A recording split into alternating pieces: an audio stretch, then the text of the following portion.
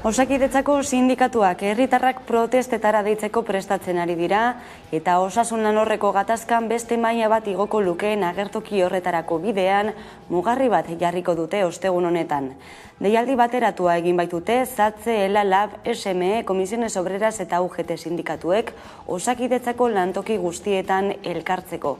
Goizeko 11etan izango da, ospitaleen atarian eta arratsaldeko ordu batetan lehen arretako zentroetan. Haien hitzetan, Eusko Jaurlaritzako osasun saila osasun sistema desegiten eta lan baldintzak eskasten ari da. Kaixo guztioi, eguerdion eta ongitorriak gurean gaur magazinera. Abenduak 20 ditu gaur, asteartea da. Donostaldeko esian piztutako krisiari buruz gidoi itxi-itxiarekin agertu da osasun sailburua Eusko Legebiltzarrean. Oposizioko alderdi guztiek etengabe salatu dute lotsagarria eta larria dela jarrera hori izatea eta gainera bere diskurtsoaren arabera arazorik ez dagoela iradokitzea. Bien bitartean eta aipatu dugun bezalaxe sindikatuak protestetara itzuliko dira osasun sistema publikoaren alde eta mahai gainean jarri dute urte berriarekin batera kalera itzultzea. Uda atarian egin zuten era berean. Aldarrikapenak bide beretik doaz, baina larriagotu eginda egoera. Laukako agintaritzak osasun sistema desegiten eta lan baldintzak eskasten ari dela salatu dute.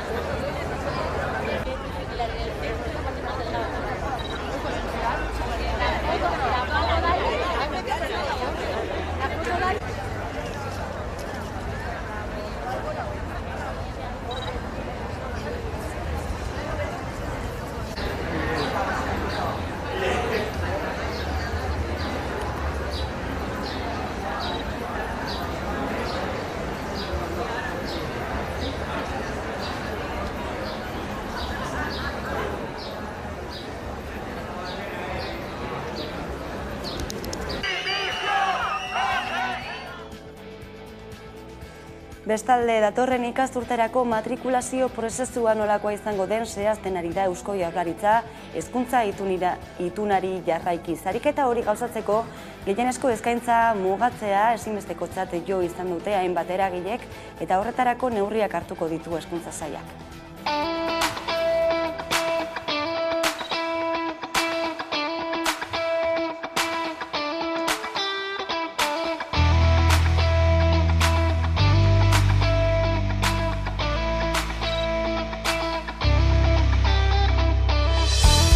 Implementatzen hasiko gara gure erkidegoan hurrengo matrikulazio prozesuan, baina jakin badakigu beharrezkoak dira. Baina ez dira nahikoak. Jarraitu behar dugu eragiten eta jarraitu badugu sentsibilizatzen ikastetxeetan ikasle zaurgarriei, etorkinei, alegia, profil anitz horiei erantzuteko proiektuak aldatu, egokitu egin behar direla. Eta ikastetxe batzuetan lantzen ari dira, jada politika hau edo ikuspegi hau. Eta gure partetik, hezkuntza sailetik laguntza eskaini beharko diegu hori guztia egin ahal izateko.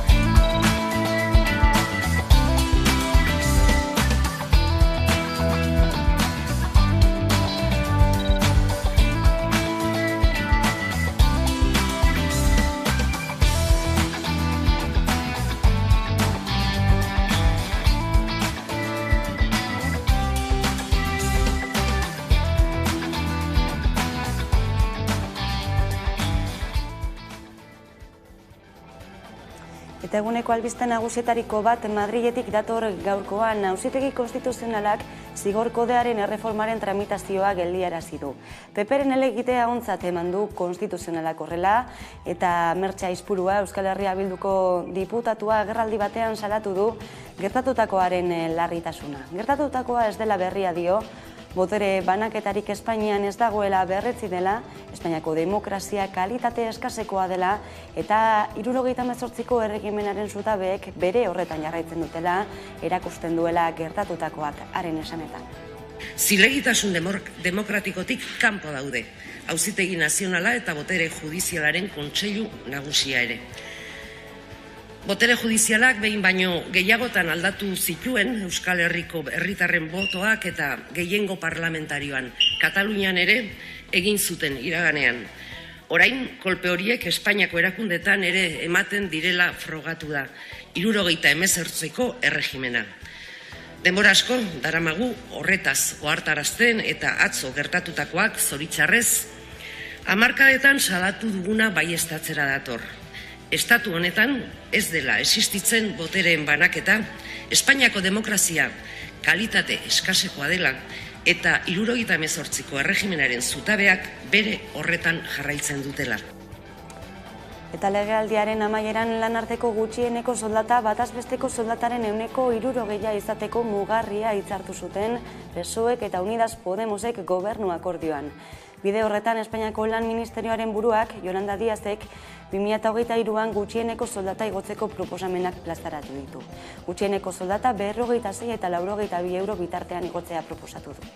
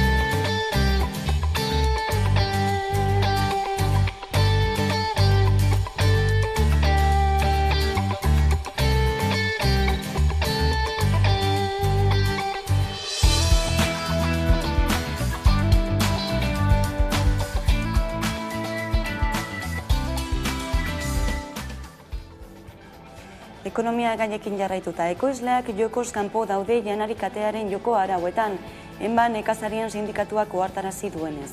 Haren barruan jarduten duten hainbat ekoizlek agerraldea egin zuten atzo goizean Donostian, beren produktuei ezartzen zaizkien gehiegizko marginak salatzeko eta horiek apaldu daitezela eskatzeko. Produktu batzuetan, salmentak 10% eta 12% bitartean jaitsi direla ohartarazi dute.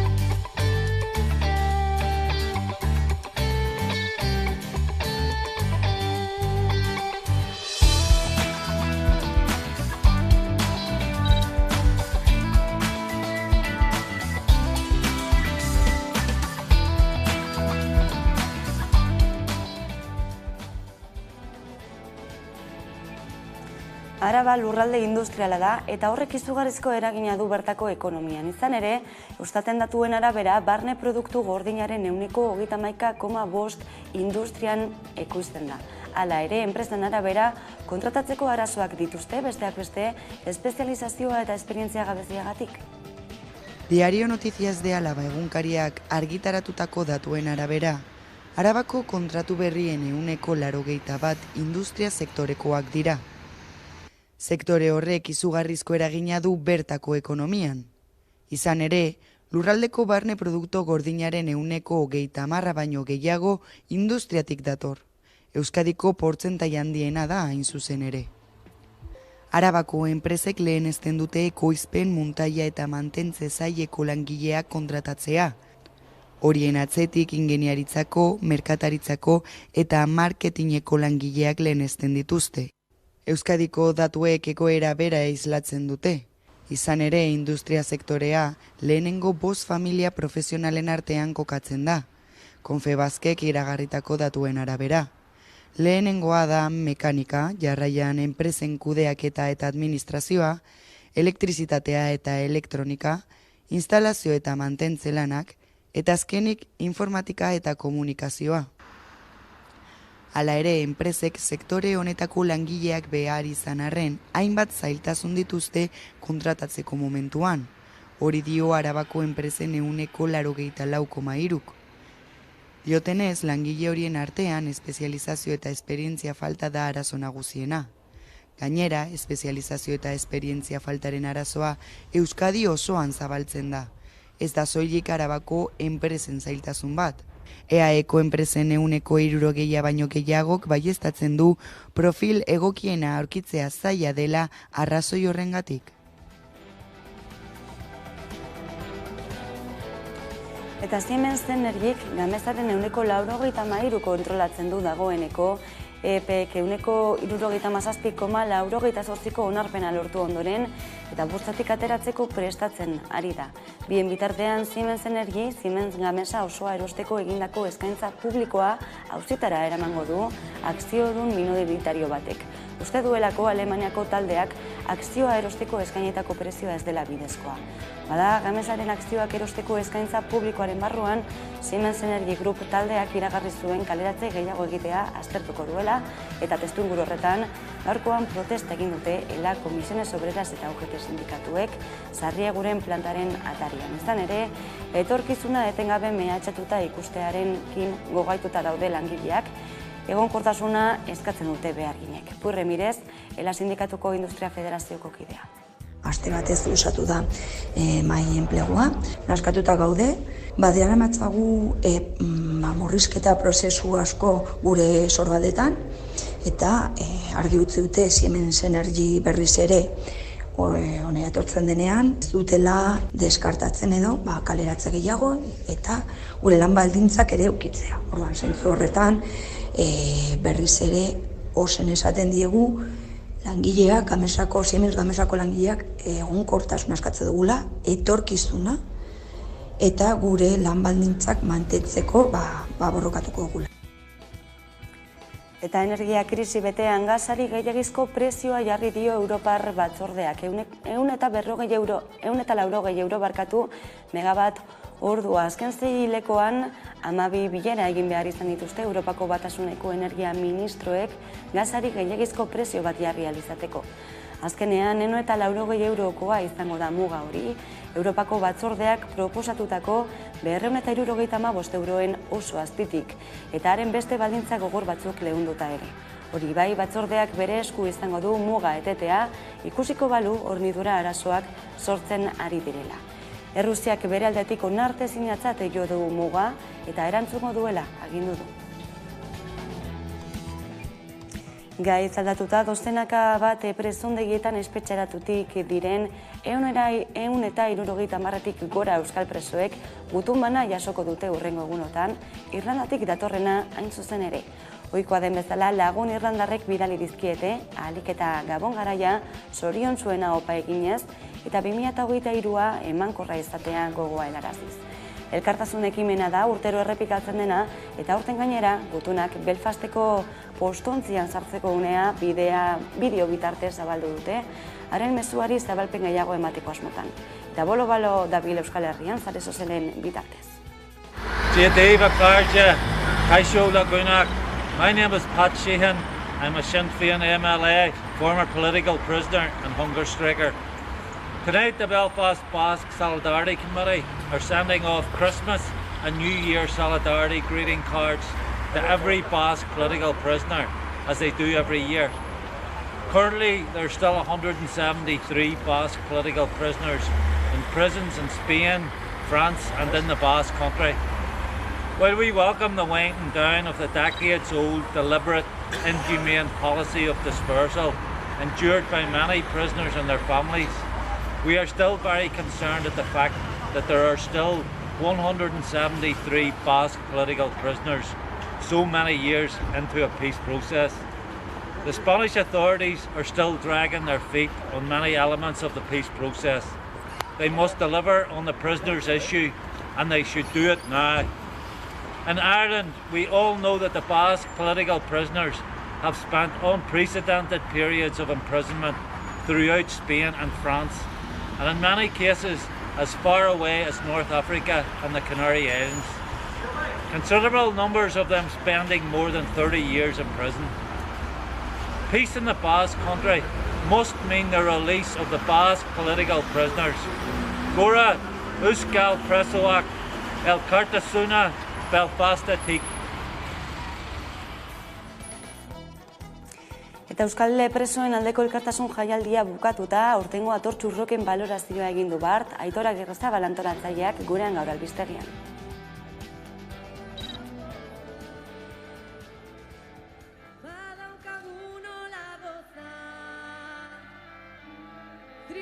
Pozik egindako lanarekin eta pozik emaitzarekin ere, azken finean beti aipatzen dugu gure helburua dispertsioaren aurka milaka lagun elkartzea da, babes bai emozionala, bai babes ekonomiko bat lortzeko, eta uste dut bi helburuak lortu genituela. Orain arteko bidea ez da inertziak edo denborak egin duen bide bat izan, ez da besterik gabe gertatu den zerbait. Gaur egungo goran baldin bagaude, bada lan asko egin delako.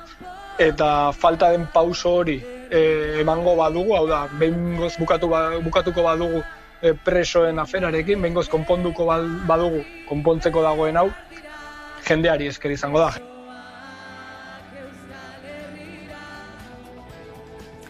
Gai ez aldatuta talaia feminista sortu dute, estatu feministarantzen egiteko tresna izateko helburu duena. Talaia feminista txosten bat izango da, Euskal Herriaren konjuntura eta trantsizio feminista aztertzeko. Talde bat sortu nahi dute datorren urtean lehen txostenak kaleratzeko. Batetik Euskal Estatu feminista bat lortu nahi dugu eta horretarako borrokatzen ari gara.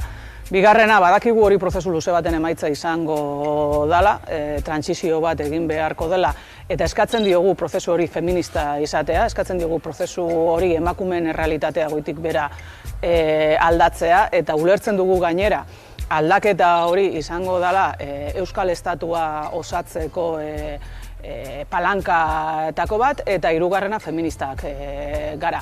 Eta zertarako sortzen dugu tresna bat izateko. Interpelatu nahi dugu estatua borrokatzen edo estatua nahi duela esaten duen horri ikuspegi feminista batetik. Bada ere, interpelatzeko trantsizio feministan ari den edo aritu nahi duen eragile sozial, politiko, sindikalei. Bada ere, halako enplazamentu bat jendarteari egiten dioguna, ez? Baina horrekin batera, gure ustez garrantzitsuena da ekarpen bat izatea. Ulertzen dugulako Euskal Herriak bizi duen momentu honetan, mundu mailan eta hainbeste aldaketa eta hainbeste ezin egon sortzen dituen momentua den, sentitu garelako guk ere pixka bat interpelatuta feminismoak ze azterketa egiten duen, ze gogoeta egiten duen, Euskal Herria nola ikusten duen galderan, ez? Eta galdera horreri erantzun kolektibo bat eman nahi diogu.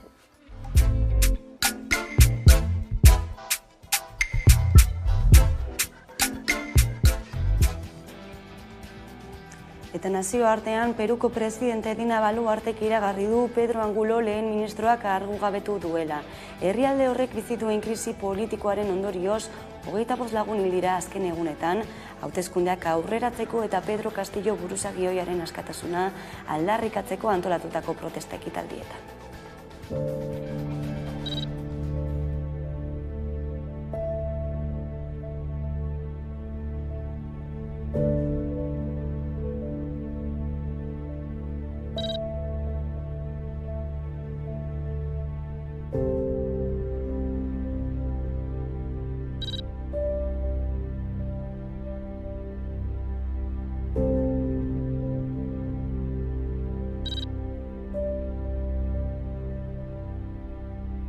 Edozein kasutan, hautatu bezain lester, Laster lehenengo impeachment prozesua martxan jarri zuten, eta horrek adierazten duna da, hasieratik estatu kolpe bat emateko borondatea zegoela.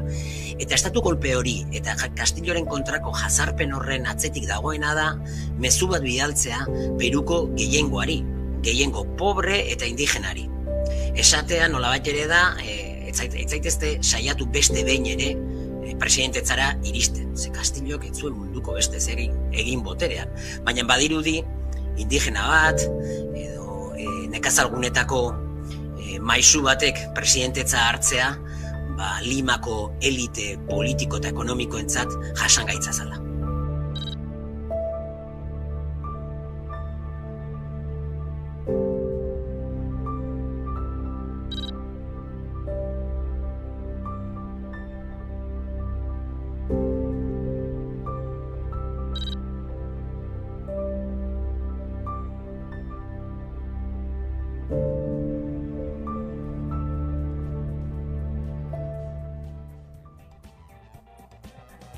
Eta gurera itzuliko gara kirolanen eskutik, izan ere Gasteizko erdi maratoiaren 54. edizioa ospatu dute asteburu honetan, igande honetan zuzen ere, eta bertan egin du jarraipena Gasteizko lantaldeak.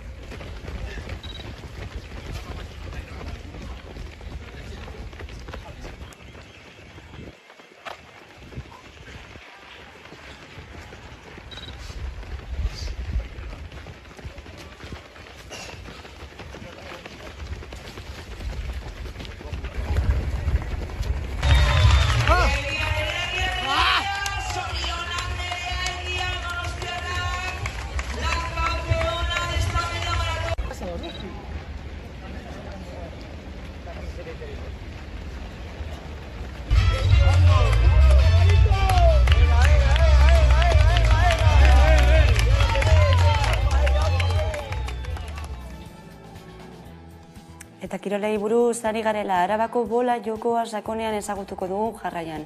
Kirol honek ez du zerikusirik ezagutzen dugun bola jokoarekin, liburuen arabera 15. mendean arabarrak hasi ziren joko hau praktikatzen, eta denborak aurrera egin ala lurralde osotik zabaldu zen. Gaur egun, Laura Onraita adierazi duenez, Arabako tradizioa eta kultura indartzen duen kirol bat da. Arabako bolatoki gehienak eliza udaletzean edo herriko tabernaren ondoan kokatzen ziren. Izan ere, kokagune estrategikoa zen jendea erakartzeko eta kirola bultzatzeko. 18. mendera arte etzen lurraldean finkatu, eta 19. eta 20. mendeetan lurralde osoan zehar zabaldu zen. Gaur egun 650 parte hartzaile daude, gehienak Arabako lautadako herrikoak. Federazioak kirola indartzea eta bultzatzea du helburu nagusi, zehazki gazteen artean. Historiaren arabera esaten dute 15. mendealdean ja jolasten zen, baina gehienetan jolastu denean izan da 19. eta 20. mendealdean, ja finkatu zen gehiago herri guztietan. Estatu Batuetako boloak ez dauka zerikusirik, hemen bakarrik bola txiki bat, 2,5 kiloen arteko pisua dauka, eta 4 bolo besterik ez daude.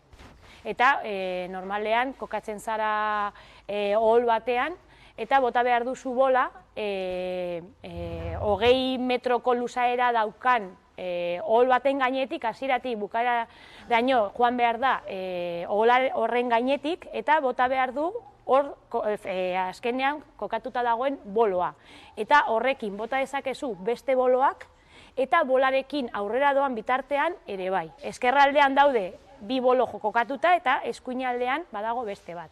Orduan, bolo bakoitza dauka bere izena, eta lehenengo bota behar duzuna da, oholaren bukaeran dagoen bolo hori. Pizkat besteak baino pizkat lodiagoa da.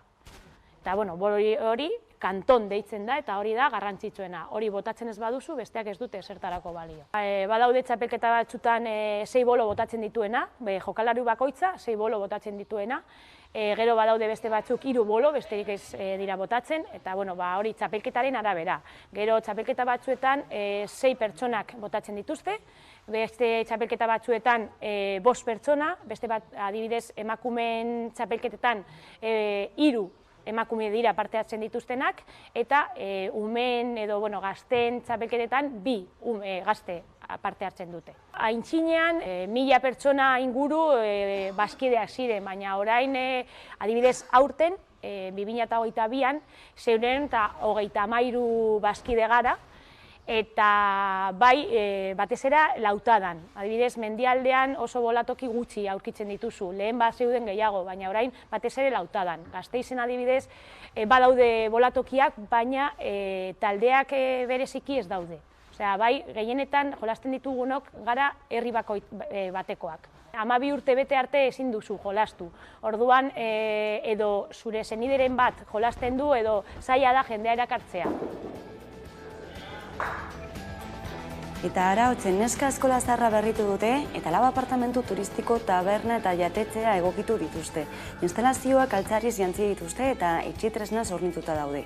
Orkatzategiren magalean, Oñatiko Arautza auzoan, naturzalek guztiei ongi etorria egingo dio. Eta sakonean ezagutuko dugu hori, jarraian gara bueltan eguneko elkarrizketa nagusiarekin gaurkoan izango dugu Mikel Arruabarrena, EAJaren legebiltzarkidea orain arte.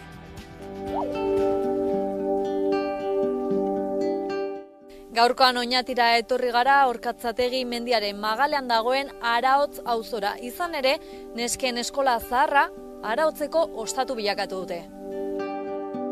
Auzotarrek hasizia hausnarketa prozesu baten bitartez, izan ikuste zen, azkenengo 50 urtetan, bertako biztanleriaren, beherakada nabarmen bat zegoela, eta horri buelta eman guran, hasizien hausnartzen, zer egin zeiken auzuak, purtsoa berriro bizi berritzeko.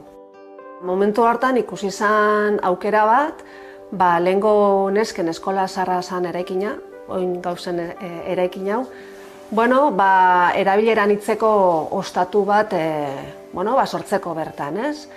Zertarako helburu ezberdinak tarteko. Alde batetik aipatu duguna, ez? Auzua bizi berritzeko, balkartzeko puntu bezala baita eurak izateko, bertan jarduera ekonomiko bat sortuaz, lana sortzia, ezta? Eta gero kanpotik, beste leku batzutatik zetorren jendiari, harrera bat egiteko, ez? Edo auzoko ate bat zabaltzeko. Hausnarketa horren ondorioz, udalian aurkeztu zen proiektua edo planteamentua, eta udalan aldetik zela ez, helburuak egin guztiz bat iken dago, ez? Udalak badauko beste laguntzaildo batzuk, landa inguruetara bideratutakoak, hau proiektu berezi bat zen, eta alaxe bideratu da, ezta? Bat egin geben, eta hasi ginen horri apurtxo bat forma muten, ez zela bideratu, proiektua bera, ekonomikoki, eta hitzarmen bat egin zen. Hor jasotzen zen proiektua gauzatuko zela elkarlanian, horrelaxe bideratu da. Orduan, diru-laguntzak kanpotik jaso dianetatik kanpo geratuko zen beste guztia, auzuak eta udalak erdibana egin dago. Dauko jatetxea, taberna eta jatetxea, eta jatetxean emuten dugu edanetatik. Auzotar bat dauko hortu ekologikoa eta berak ekartzen duzten. Orduan, depende eta zer ekartzen duzten, horrekin itzen dolan. Eta gero gure asmoa zen, itxia betiko merenderua, bai. Tripak isa, txarrianka, bustana saltzan, eta holako gauzatxoak. Gero bebai hori plato kombinauak, bokadilloak, eta gero sartzen du vegetarianoa eta veganoa beti aukeran. Beti aukeran. Makrobiotikoa demanda. Azten gare asteazkenetan, domekar arte, eta gure sukaldia dau zabalik, goizeko 10:00-tatik gabeko 10:00 arte.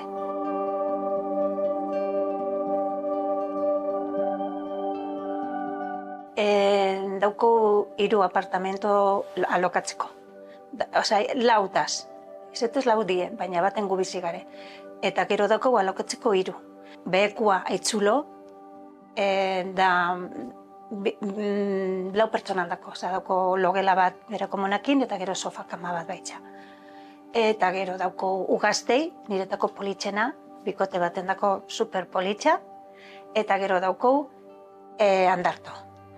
Dala 5 pertsona handako, daka bi logela eta sofakama.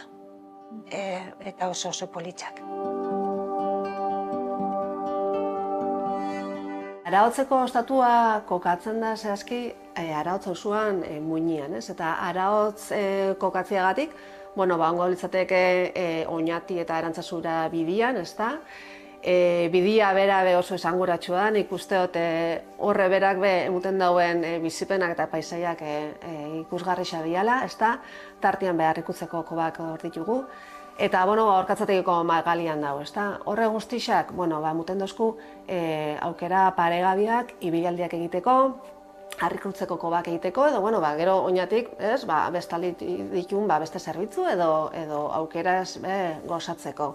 Gure asmoa da familixan dako, mendixa guztetan jakon jentia, natura, eta holako perfilan gabitz begira.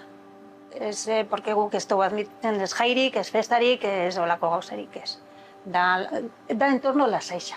Eta gure dugu hori, eskaintza da, lasai egotia eta naturakin disfrutetia.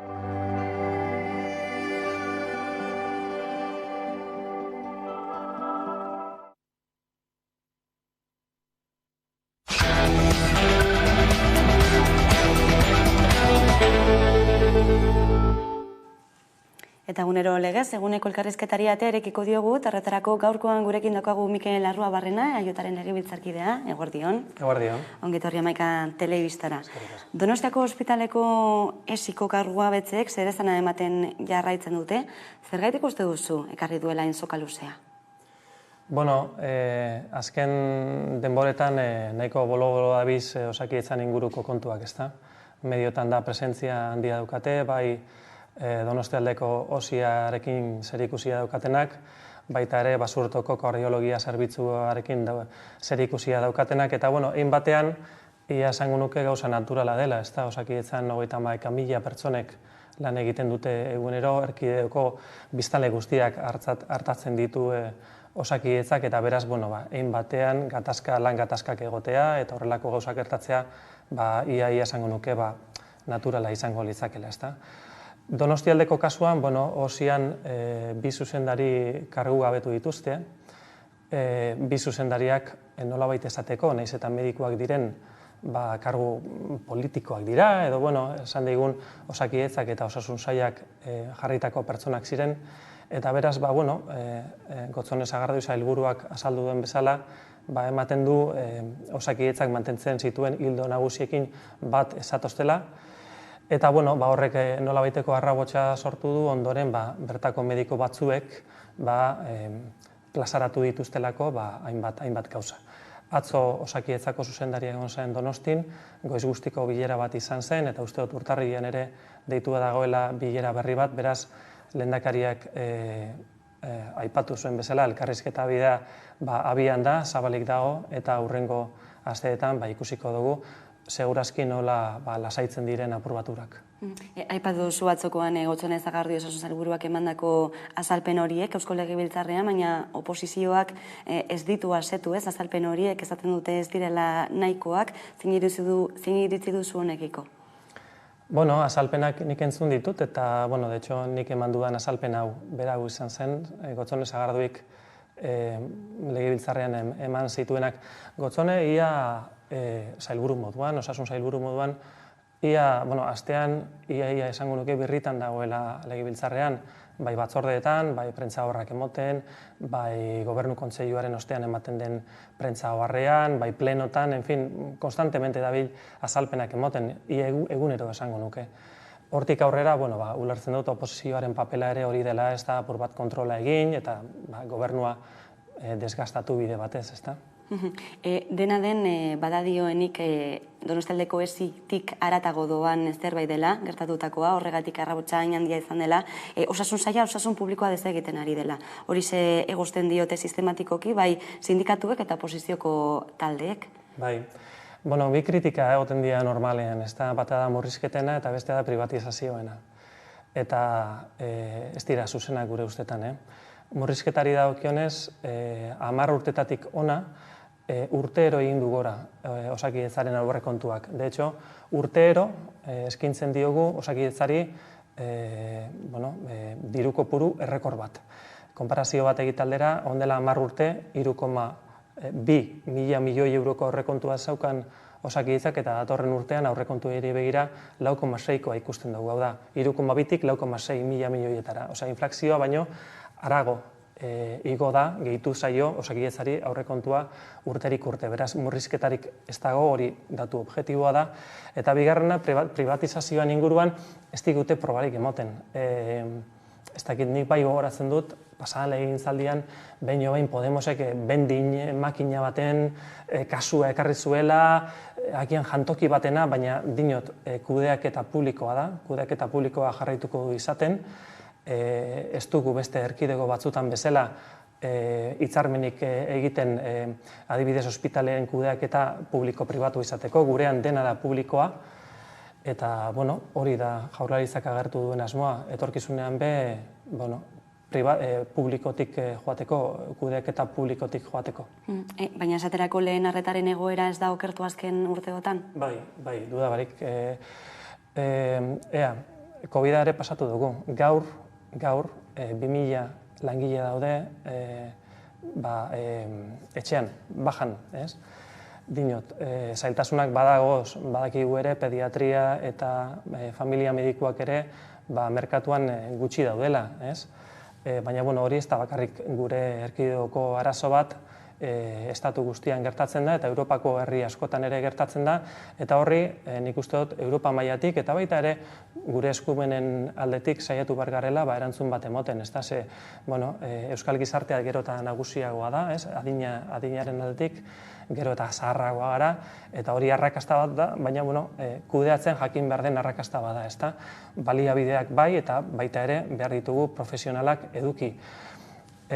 Urtero, espezialitate kopurua Ministerio de Sanidadek finkatzen dau. Espainiako gobernuak finkatzen dau, urtero zenbat mediku espezializatu aldiren. Eta prospekzioa urteetako proiektzio hori txarto egiten bada, 10-20 urteko proiektzio hori txarto egiten bada, eta behar baino ikasle gutxiago baditugu, adibidez pediatrian edo adibidez mediku familietan, zer gertatzen da? Gero 15 urtetan, 20 urtetan gabezia dagoela, ez da? Apurat hori gertatzen zaio gure osasun publikoari. Baina badinot faktore asko daude, ez da hori bakarrik, baina hori da nagusietako bat. Baita ere, sakondu behar dugu eta hor gizartean ere, gizarte guztiak dauka erantzunkizun bat, ez? Pediatria eta familia medikuak apurua prestigiatzen, ez? Ez daikun pentsatu bakarrik umei mokoak kentzeko dagozala, baizik eta oso beharrezkoa diren espezialitateak dira eta prestigiatu egin behar ditugu, bai lan baldintzen aldetik, Jaurlaritzak publiko egin du lan baldintzak hobetu egin zaizkiela, soldataren aldetik, eta baita ere gizartearen prestigioaren aldetik hor ere denon artean saiatu behar gara, arazo hau ez da bakarrik gurea. Bien bitartean dena den sindikatuak protestara itzuliko dira, ostegun honetarako deitu dituzte protestak, eta esan dute agian Gabonen ostean ere kaleak hartuko dituztela berriro ere, osasun sistema publikoaren alde egiteko. Diotenez gainera sindikatuek eta agintariek osatzen duten mahai sektorial horrek fruituak ez dituelako eman azken hilabeteotan.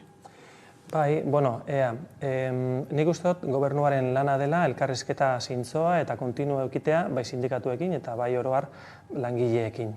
Hortik aurrera, antolakuntzari dagokionez, nik uste dut hor Jaurlaritzak baduela eskumen zuzen bat baliabideak antolatzeko eta finkatzeko zentro erreferentea zein izan behar duen, azken finean, nahiz eta baliabide kopurua oso altua den, gure aurrekontu osoaren eren bat Osakidetzara bideratzen dugu, naiz eta baliabideak altuak diren, nik uste hor Jaurlaritzak erantzunkizun zuzena dauka eta baliabideak kudeatu egin behar ditu eta antolakuntza bat ezarri egin behar du ildoak, irizpide nagusiak finkatuz. Hortik aurrera, sindikatuek ere bere papela egiten dute eta errespetagarria da, noski. Aurrekontuak aipatu dituzula datorren astean, onartuko dira datorren urtekoak. Azkenean ez da lortu oposizioaren babesik, zer gertatu da? Aurrekontuen negoziaketan nik esango nuke oso testuinguruko kontua dela, ezta? Beti oso kontutan eduki behar da, alderdi bakoitzak ze behar dituen. Azkenengo 5 urteetan Jaurlaritzak adostu ditu lehenengo PPrekin, ondoren Podemosekin eta pasaren urtean Bildurekin. Beraz, nik uste dut, adosteko gogoa eta jarrera eduki duela Jaurlaritzak.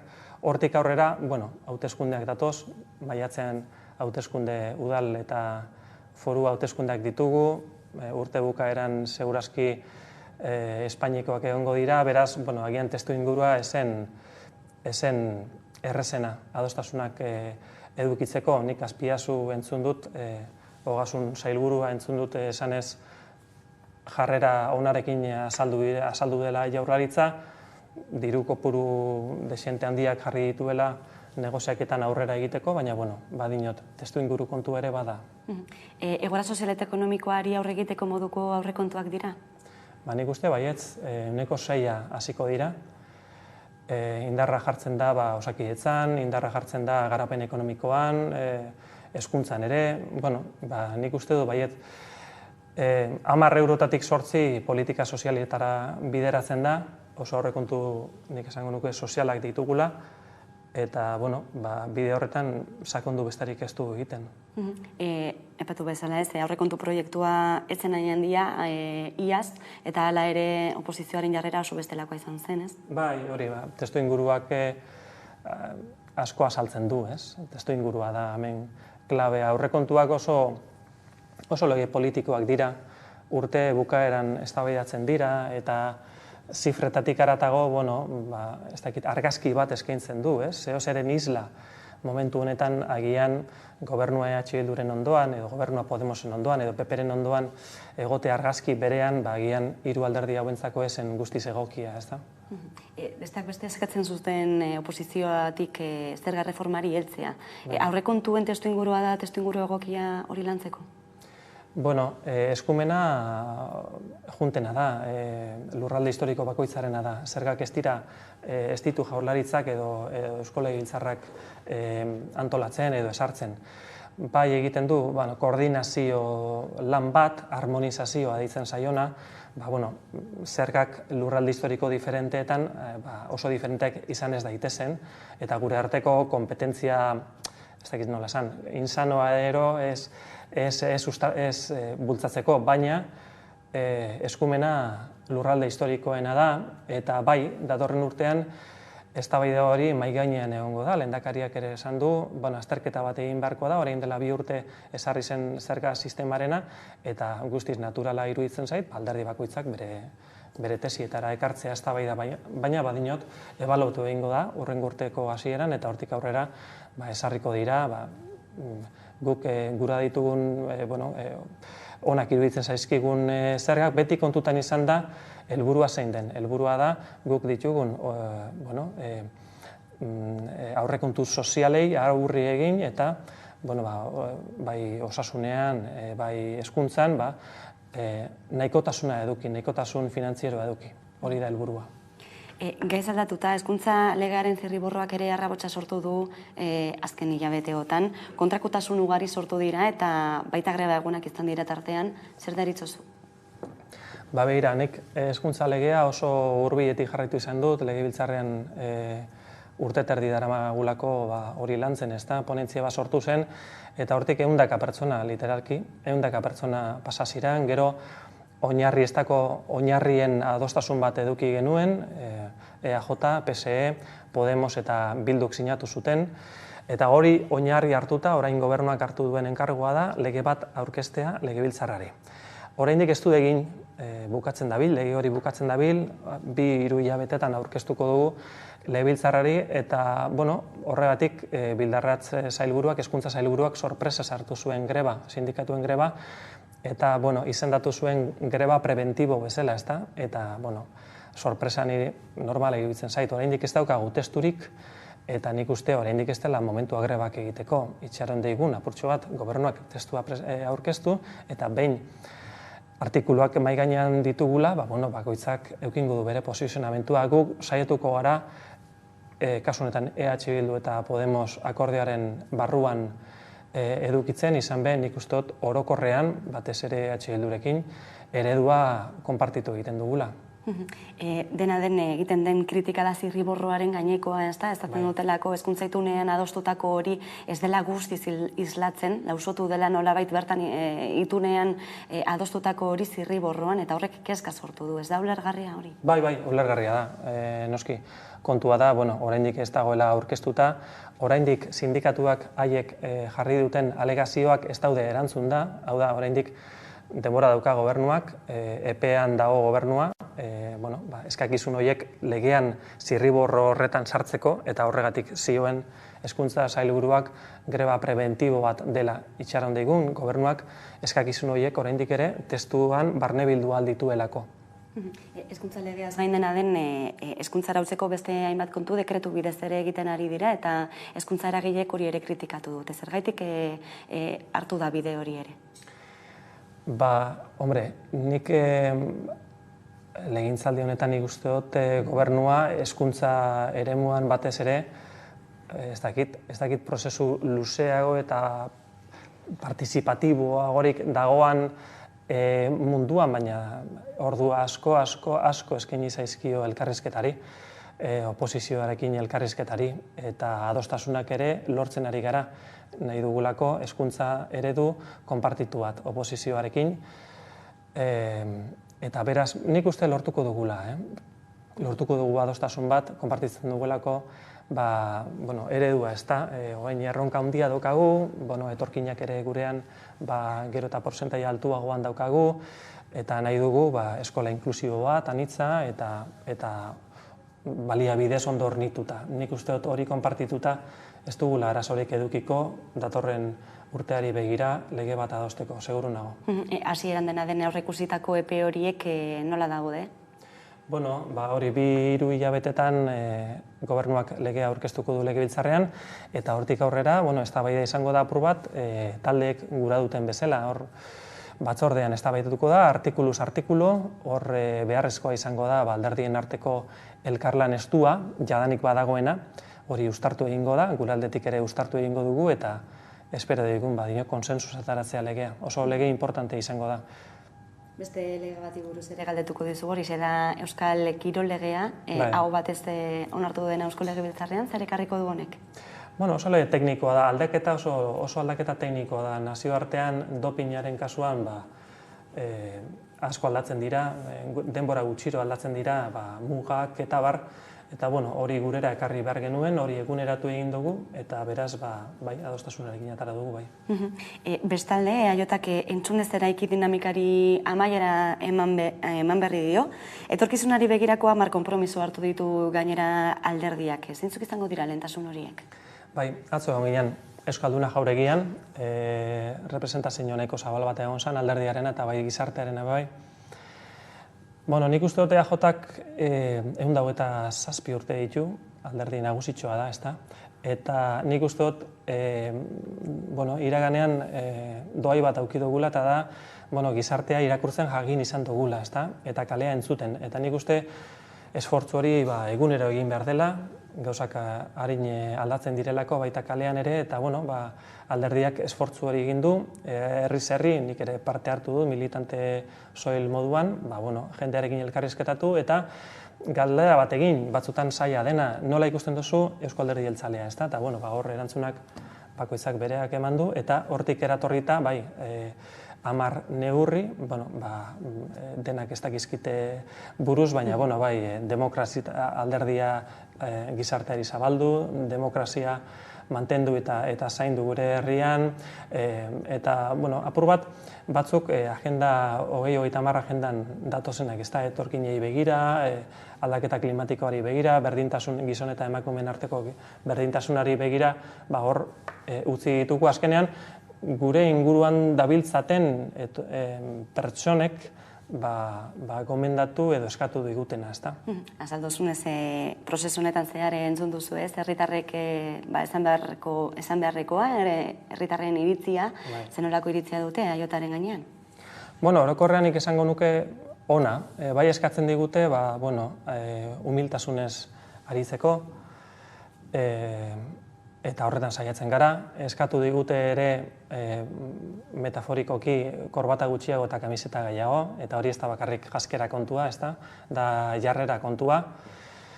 Eta humiltasun horretatik, entzun ditugu esan digutenak, eta esan digute bentan sinesteko, ez da? Mezuak igorri eta igortzen ditugun mezuak barneratzeko eta sinesteko. Eta, nik uste oso ondo batera da, beti dago ondo entzutea, ez? Batez diferentea den jentea. Alor politikoaz ari garela ere Iñigo Urkullu lehendakariak hamarkada bat bete du makargua lehendabiziko sartu zuenetik. Nolakoa izan da hamarkada hau? Beraz izan, 2008ko krisiaren ostean, oso epoka konbulso baten, gero COVID etorri izan, eta azken hilabeteotan Ukrainiako inbazioa bizi izan dugu, eta horrekin energiaren kostuaren igoera eta inflazio bortitza. Bere filosofia eta askotan errepikatzen du, eta Jaurlaritzarena ere baden filosofia da auzolanean aritzea, adostasunak bilatzea, lehen komentatu dizut aurrekontuetan hiru alderdi nagusiekin eduki dugula adostasuna, azkenengo 5 urteetan, eta orokorrean, nik uste identifikarriak direla 10 urte hauetan, nik esango nuke kudeaketa ona eta seriotasuna, ez da, auzolan horren barnean. Eguneko beste albiste bat ere aipatu behar dugu, Madriletik datorrena, hori izan da Auzitegi Konstituzionalak zigor kodearen erreformaren tramitazioa geldiarazi duela. Zer gelditu da agerian honen ondotik? Agerian gelditu da PP-ren aldarrikapen politikoak edo aldarrikapen politikoi men egin diela Auzitegi Konstituzionaleko kideak, edo behintzat kide kontserbadoreak, eta guretzako hau gauza guztiz onartezina da. Ezin dugu onartu epaitegitatik politika egitea gainera alderdi baten eskakizunei men eginda, hain modu evidentean, ez da? Eta gainera harrigarria da, ze normalean Auzitegi Konstituzionalak hilabeteak eta urteak hartzen ditu bere ebazpenak egiteko, eta kasu honetan apenas egun batzutan erantzun egin dute eta nola gainera, ez da? Gu, ez dakit, saiatu behar gara presioa egiten, izan ere honek min handia egiten dio politikari, eta min handia egiten dio justiziari eta baita demokraziari ere. Izan ere, botere banaketa demokraziaren oinarrian dago, eta saiatu behar gara politika egiten, ze politikaren alternatiba da, ez politika autoritarismoa, beraz, saiatu gaitezen prestigiatzen bai politika eta bai justizia, eta hori hasteko egiten da Auzitegi Gorenean PPek eta PSOek dituzten bokalak edo kideak berriztatu. Orain dela berriztatuz, orain dela 3 urte iraungi zen haien epea, haien agintaldi epea, eta beraz guztiz onartezina da, eta oso min handia egiten dio demokraziari egoera hontan mantentzeak. Sorpresa sartu duzu, gertatutakoa, edo aurreikusi zitekeen zerbait da, Espainiar estatutik? Oso gauza bortitza izan da. Aurretik ere, bizi izan genuen Euskadin, salbuespen egoera asko egon dira, eta bat izan zen atutxa Legebiltzarreko presidente zenean, eta mai guztia,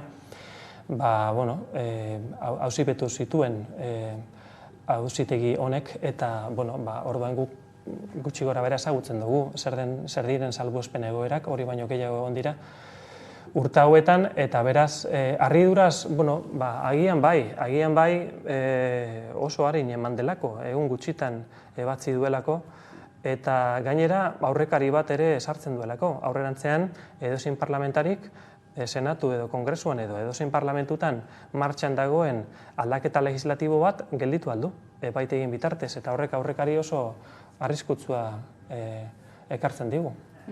Madrilen bertan ere, eskumenen transferentziai buruz ere galdetuko dizugu, zein puntutan dira, izan ere gutxi falta da ez, legealdi hau bukatzeko, 30 eskuduntza bitartean gelditzen dira, nola ikusten duzu egoera? Bueno, hurbilen dagoena da trenbidezaren kompetentzia gurera ekartzea. Eta hona izango litzake, gainontzeko garraio sistemarekin bat egiteko, eta hor sistemak lotzeko, ez da, renferenak, Euskotren, tranbia, metroarekin, ez da. Bazegoen, eta orain dirudi, teknikoki, trabatxo batzuk daudela, baina, nik konfiantza daukat legintzaldia, Espainiko legintzaldia bukatu horretik, hemen edukiko ditugula. Lehendakariak bitariko batzorde bat eskatu du, kompetentzia hauek alik eta arinen ekartzeko, baina, guk jarraituko dugu, batzutan ritmoa gura baino geldoagoa da, baina, jarraituko dugu, oso insistente gara, eta horretan jarraituko dugu, lortu arte.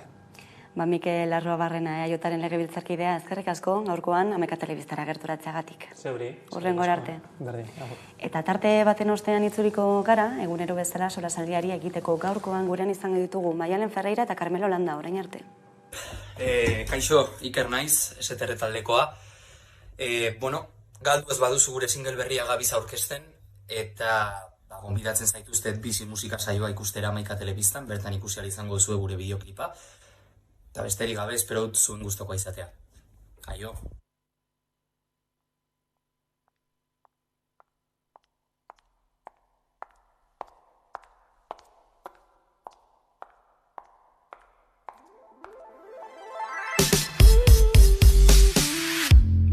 Baina ordinegi irentziz pasa izan ditu egunak zuet zaudenetik enaizoitu faltan zaitut ahulez jantzen auterriz dena hortitzegi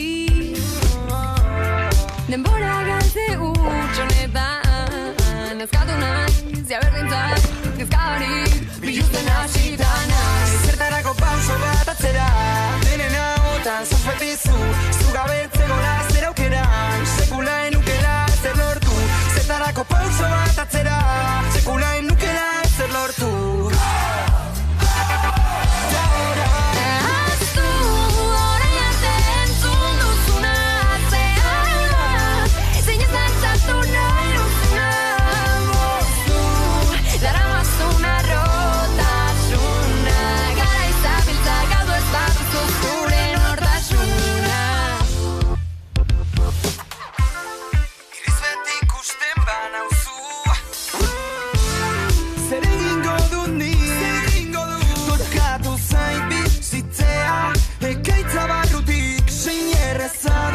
zatzean ez da euriak guztien nire eta nola aukeratu ez banitun aukerak iesi ibiltzeko ustu behar duzu irtera egin zenun baina nik hemenir jarraitzen dut ahaztu orain arte entzun duzuna zean zein ez antzatu nahi duzuna una rotasuna gara izabiltza galdu ez baduzu zure nortasuna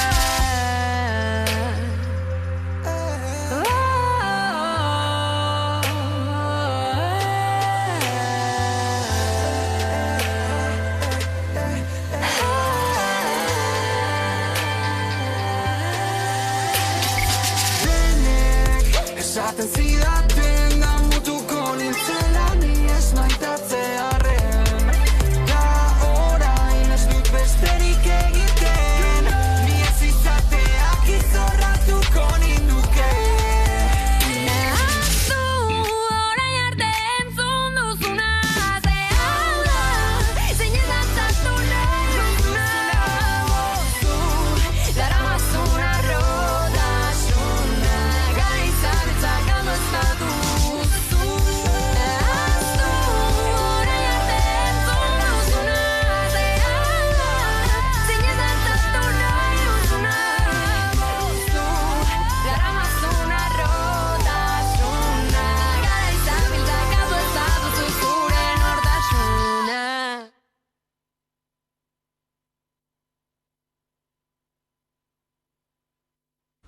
Kaixo, gintzana izan izekue, eta hau da Metal gure lehenengo bideoklipe. Ontsa eta deun CD berrikue, zuloan.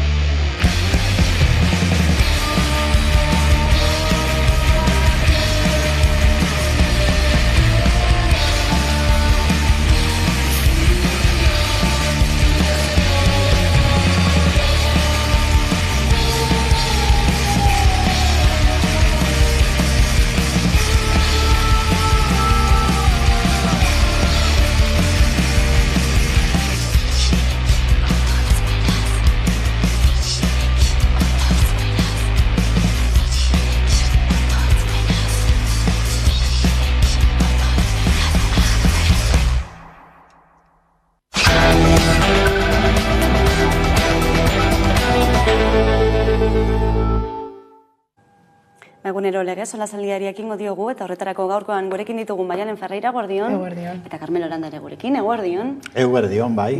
Lehenik eta behin Madrilera begira jarriko gara, badakizuelako eguneko lerroburu nagusienetako bate delako, atzukoan, atzo gauean horrekaririk gabeko egoera bate gertatu zelako, hain zuzen ere, zigor kodearen erreformaren tramitazioa geldiarazi duela auzitegi konstituzionalak, hain zuzen, gortetako eztabaida parlamentario hori bertan behera utzita. Inigo Aduriz, eldiario.eseko kazetarekin bate egingo dugu zuzenean, setasunak jakiteko, kaixo, Inigo?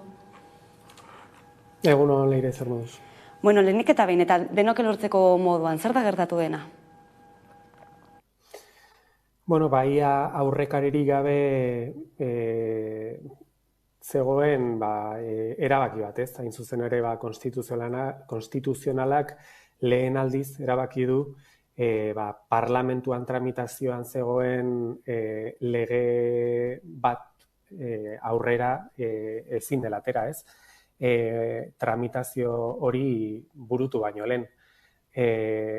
Hau ez da orain arte inoiz gertatu, Espainiar behintzat, eta hori da atzo ikusi genuena, ez? Hain zuzen ere, hori, auzitegi batek edo konstituzionalak erabaki bat hartzen duela tramitazioan dagoen lege baten inguruan. Hain zuzen ere, momentuz onartu gabe dagoen lege baten inguruan eta tramitazio hori burutzen ari den bitartean, eta horrek esan nahi du hori tramitazio horrek ere aukera ematen ziola edo zietela kasu konkretu honetan senatuko talde parlamentarioei lege hori edo testu hori aldatu, birmoldatu edo bertan bera usteko, momentu horretan zegoen reforma hau, hain zuzen ere senatuan, hor aldaketak egon lirateke, baina auzitegi konstituzionalak erabaki duena da, bertan bera ustea tramitazioa bukatu baino lehen, edo behintzat alor batzuk kanpoan ustera.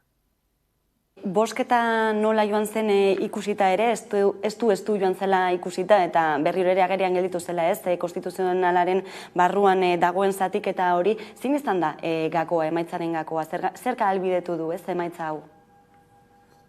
Bueno, albidetu duena izan da, beraien mandatoa gaindituta zuten bi magistratuek bozka eman zutela, ez? Unidas Podemos eta PSOEk helegitea aurkeztu zuten bi magistratu hauek bozkaketa horretatik kanpo ateratzeko, ze azken finean Kongresuan eta Senatuan eztabaidatzen ari den lege hori da hain zuzen ere magistratu hauek beraien mandatua agortuta daukaten magistratu hauek ordezkatzeko eta magistratu hauek erabaki zuten beraiek ahalbidetuta zeudela bozkaketa honetan parte hartzeko eta beraz bi magistratu hauei esker hain zuzen ere beraien etorkizunaren inguruko helegite hori bertan bera ustea beraiek erabaki zuten, ez? Hori da, pixka bat aldrebes ikusten duguna, ez? Edo baita ere magistratu eta legeen inguruan dakitenek arraro ikusten dutena. Gertatutakoa, aipatu duzu aurrekaririk gabekoa, arrabotxandia sortu duena eta soka luzea ekarri duena ere, aurrekari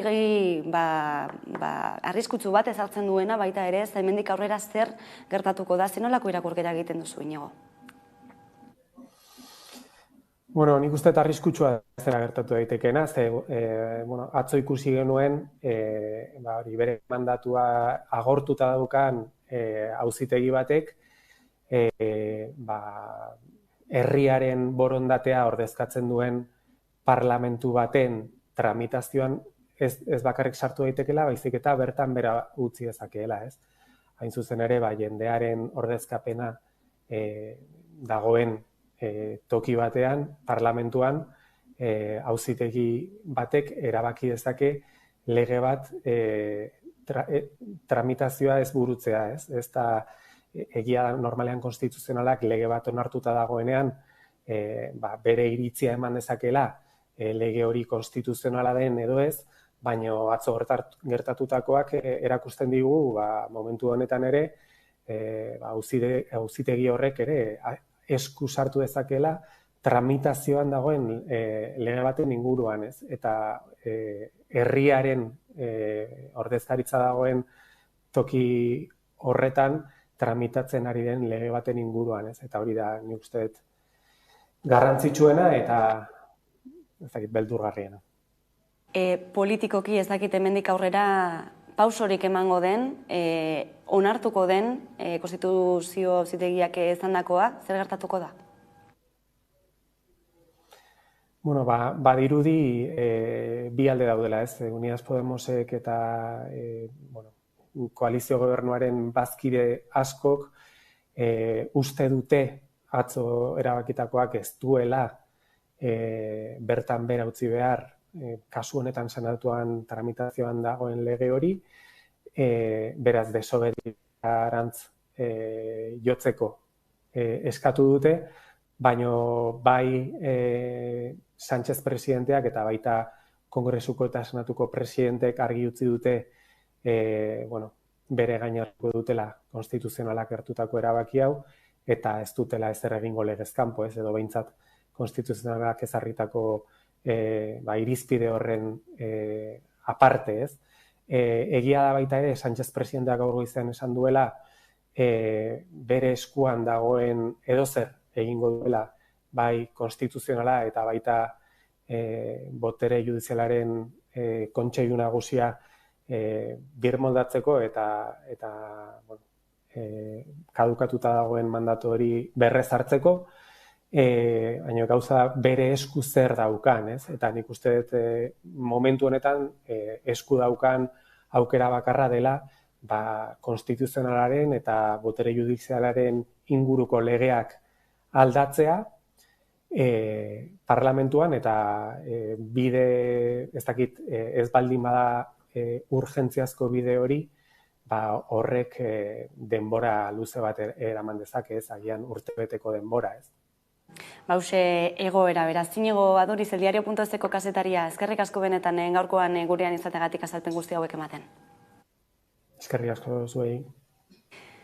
Bauxe egoera, ezakit sorpresa sartu duzuen, egia esan Espainiar estatutik etorri eta ez dio Karmelok. Ez bat ere sorpresa ez da izan, aurreko astean ja iragartzeko modukoa zen, ze gertatuko zen zergatik.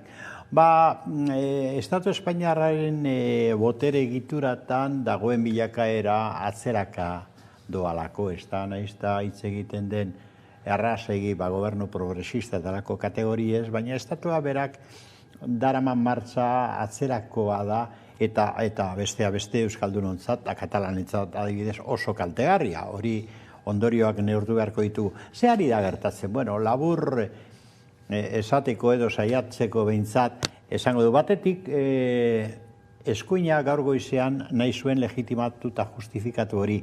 Da esaten zuen, sofisma bat den gauza bat, legearen gainetik inor eta ezer ez dagoela. Bueno, hau ez da egia, kasu honetan eskandaloa da printzipio hori ateratzea zergatik. Begira, demokrazia batean baldin eta demokrazia bada ez da, legeen iturrian ondago, herri soberautzen. Eta nola artikulatzen den hori demokrazia formal batean? Hauteskundeak egiten dira, herritarrek hautatzen dituzte beraien ordezkariak, eta parlamentuetan antolatzen da hori. Eta parlamentuak dira beraz iturri ordezkatua legeetan. Parlamentuek egiten dituzte legeak, eta epaileek lotura bat daukate, loteslea da parlamentuaren erabakia epaileentzako. Zer egin dute hemen? Irauli egin dute. Hau da, epaileek geldiarazi egiten dute parlamentu bat, kasu honetan Kongresua eta Senatua Espainian, eta beraiek inposatzen dute lege hori ezin dela egin. Hau da, legeen iturriaren kontra, teoriaz demokrazia mentzat, herritarren subirautza den parlamentuaren kontra altzatzen dira. Hau bai dela, estatu kolpe bat, barne kolpe bada, ez da? Hori gertatu da, klaro. Zergatik gertatu da hau? Nik uste bilustu egiten dela transizioaren estatua deitua, ez da? Hau da, frankismotik aldaketa egin ordez transizio bat antolatu zen, eta frankismoaren botere ilun eta oso indartsuak mantendu dira hor. Epaileak bestea beste batez ere goi mailako tribunal hauetan. Ez da, orduan, klaro, egin zen gauzaba nahiko originala, tribunal konstituzionala. Teoriaz, legitimazio teorikoa zen demokraziaren bermea izan behar zela tribunal hori. Auzitegi konstituzionala. Ze gertatu zen, berehala ikusi zen, zela demokraziaren berme, baizik eta estatuaren berme. Hau da, transizioaren estatuaren berme. Da baliatu izan dira, PSOEk ez dauka orain protestatzeko eskubide hondirik. Ze bai PSOE eta bai PP, gobernuan egon direnean, batez ere biak edota biak bat eginda, baliatu izan dira, auzitegi konstituzionalaz, eskubideak mosteko eta baldintzatzeko erabat Katalunian edo Euskal Herrian kasurako, ez da? Orduan, bihurtu zen transizioaren estatu horren berme. Eta orain, ze gertatu zaio PSOEri, bera gobernuan dagola, konstituzionalak eman du beste atzera pausu bat, da bihurtu da alderdi baten eta klase sozial baten, hau da, eskuin, eta eskuin muturraren berme bihurtu da. Claro, orain PSOE kexatu egiten da. Ze gertatzen zen Kataluniaren kontra erabiltzen zuen, edo Euskal Herrian gure hizkuntzaren kontra erabiltzen zuenean konstituzionala. Hor dago bilakaera bat, bilakaera estatua berak egiten duena. Hortik ze ondorio, bueno, gero beste puntu batean agian aztertuko dugu guretzako ondorioak, oso larria dira. Maialen, zuk nola ikusten duzu egoera? Bai, hala da, ez behar bada ez dakigu edo ez daukogu edo ez dugu izan informazioa Tribunal Konstituzionala eta Auzitegi Nazionali buruz zeren eta inoiz, estatu mailan ez da ondo ikusi epaiak ez kuestionatzea, ez? Eta horregatik behar bada, badaz pertsona batzuk asko harritu diena ontxe hau gertatu danian, ez? Egia da, Inigo Aduriz esplikatu dagoen moduan, aurrekaririk gabeko zera izan dela, ez? Burutu baino lehen atzera bueltatzea erabaki dutelako, lege bat burutu baino lehen. Eta, Pedro Sánchezek neurriak hartu behar dituztela esan dau. Ez dago adierazitzen nolako neurriak izango dienez, baina etorkizuna oso latz ikusten da eta ez dakit zer gertatu daiteken, orain epaiak euren eskuidea eta gainera kargutik kendu behar dituzten epaiak eurak bera erabakitzea bertan geratzea, ez dakit, oso egoera latz ikusten dut. Claro, Maialeneko orai planteatu du benetako arazoa. Ze gertatuko da? Hau da, hemendik aurrera zer? Ze bestia da, biren arteko eztabaida batez ere, PSOE eta PP. Ez da, talako lukurreriak egiten dituzte bai batak, bai besteak, hor Madrilen, boterea mantentzeko, eusteko, edo desgastatzeko kasukoa, ez da? Nor dagoen gobernuan edo nor oposizioa. Baina gure benetako arazoa da, hemendik aurrera ze gerta daiteke. Da hori da larria. Klau, nik gaur goizean entzun diot, seguruen intentzio honeko Podemoseko buruzagi bati, Eduardo Uriarte zuzen ere, hemengoa da, ez da, bertokoa da, eta esaten, orain importantena da berriro gobernuaren babesa den gehiengo progresista bat egitea. Da nik galdetzen dio neure burari. Guk euskaldunok bat egin behar dugu, zerekin egin behar dugu bat. Hau da, zerekin, gobernuarekin, konstituzional hori mantentzearekin, baina horrek kalte egiten digu guri, mesede baino gehiago. Zerekin egin behar dugu bat? Guk bat egin behar dugu herri subirautzarekin, baina gurearekin. Hau da, non dago herri baten subirautza Madrilen ez? Bistan da, konstituzional horrek subirautza hori pasatzen du nahi duen tokitik.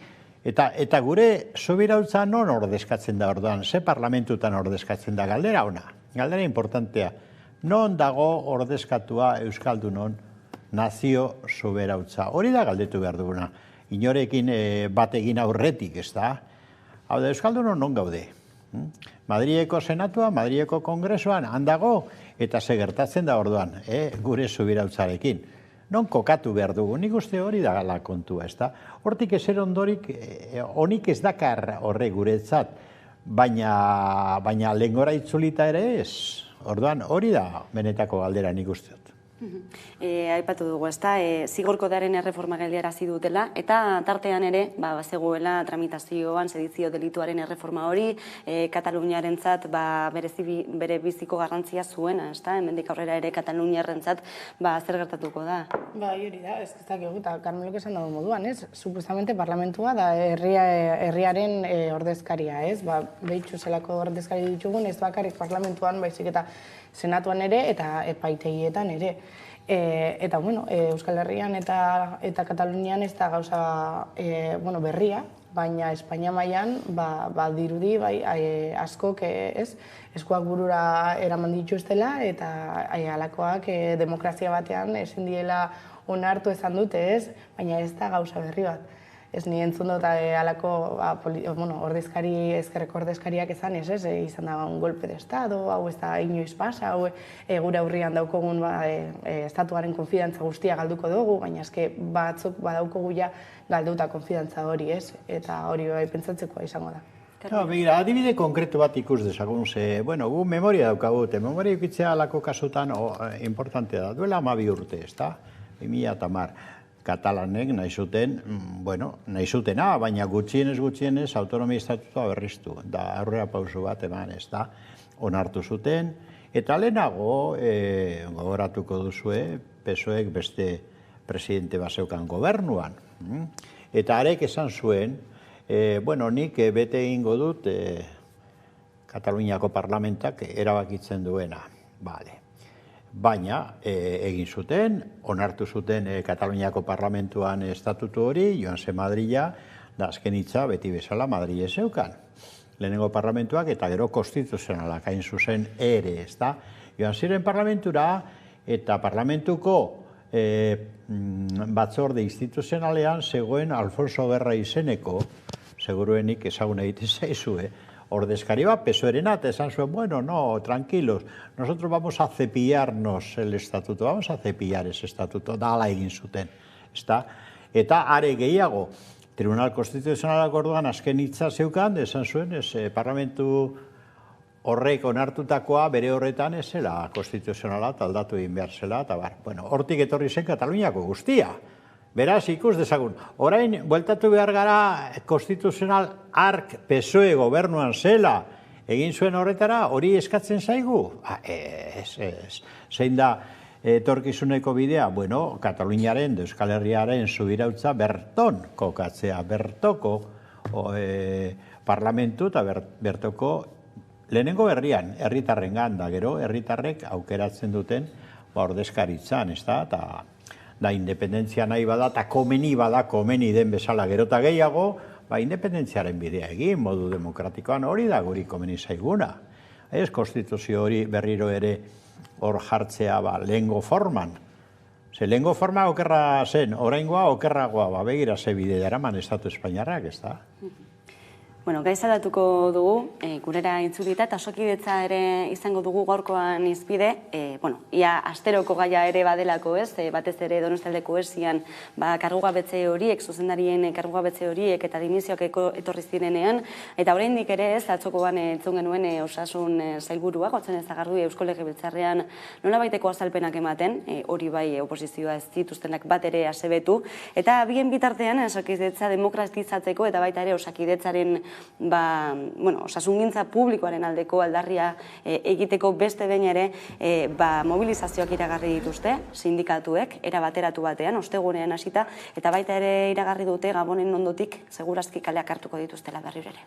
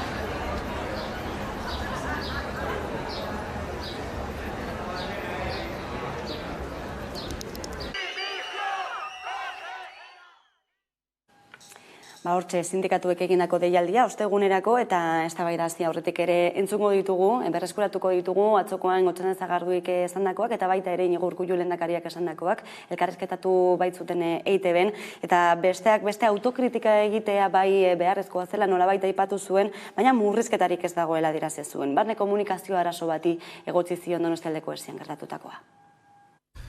Harremanak eta kudeaketak normalizatzeko esparru horretan dira Osakidetzako zuzendaritza nagusiak gaur hasten dituen elkarrizketak. Eta baita zerbitzuburuekin, baina baita bertan dauden beste erdi mailako karguekin ezagutu ahal izateko. Eskatzen dutena, aldarrikapenak egin dituztena, baina baita ere beste profesionalek eskatzen dutena. Elkarrizketek beraien bidea izango dute eta uste dut beraien bidea egiten ere utzi behar diogula. Adostasunak eta ezberdintasunak izango dira bide horretan, baina normaltasunerako bidea jarrita dagoela pentsatzen dut. Egian autokritikaren batzuk egin beharrekoak dira, batez ere barne komunikazioari begira, bestetik ere pentsatuz zer nolako tentsio mendua dagoen osasun sistemen inguruan, Europar Batasunean hain zuzen ere, eta Espainiar estatuan, ze egoeratan bizi dugun lehen arretaren zerbitzua eta profesionalen gabezia, guzti horrek ere giro bat sortzen du, eta ez da bakarrik Donostiako zian edo ezian bizi izan duguna edo bizitzen ari garena, baita beste zerbitzu batzuen aldaketaren proposamenaren inguruan ere bizi izan egin dugu. Maialen, autokritika esaten zuen lehendakariak. Hori izan zuen, ni bertan egon nintzen, eta hori izan, eman nahi zuen mezua, ez? Egon zen 20 minutu, hitz egiten Osakidetzari buruz, 41 minutu iraun zuen elkarrizketa osoa, hortaz, bazegoen, ez? Bera nahi zauen, herritarrok lasaitu, ez? Eta adierazi euren lana, da Osakidetza kalitatezko zerbitzu bat bilakatzea, edo hori behintzat izan dela euren nahia. Eta, akats behen bat egin badute, izan da bakarrik barne komunikazioan, ez da? Gai hau jarraitu dugun kazetari eta herritarrok badakigu zer dagoen horren atzian. Baina, bera bebai esan dau ez, Sagardoin konfidantza osoa daukola. Sagardoi bere aldetik saiatu da esaten ez dagoela krisirik Osakidetzan, baizik eta igual askunde krisi bat izango dela. Baina, ontxe bertan jakin izan dugu ez, Gabonetan ambulategi, 28 ambulategi gehiagotan ordutegia murriztuko dutela. Hortaz, gauza bat esaten dute, eta gero beste gauza bat erabaki. Hortaz, badirudi Jaurlaritza, bai Sagardoi eta bai Urkullu alde batetik dagoela, eta Osakidetzetako langileak eta herritar guztiak beste alde batetik ez. Ikusiko dugu nor daukon arrazoia eta nor jotetzen den kalte egoera honetatik. Carmelo. Noski, elkarrizketa luzea izan zen, Urkulluek eman zuena, jarraitu nuen, da gero aztertu ere egin dut puntuz puntu, eta benetan luzea bezen utzala ere izan zen Osakidetzaren gainean, esango du zergatik. Elkarrizketa aipatu zuen. Elkarrizketa ez da ezer denpora galtzea baino ez badago akordiorik. Bai, egin dute bilera, ez dute ezer adostu, ez dute ezer deklaratu ondoren.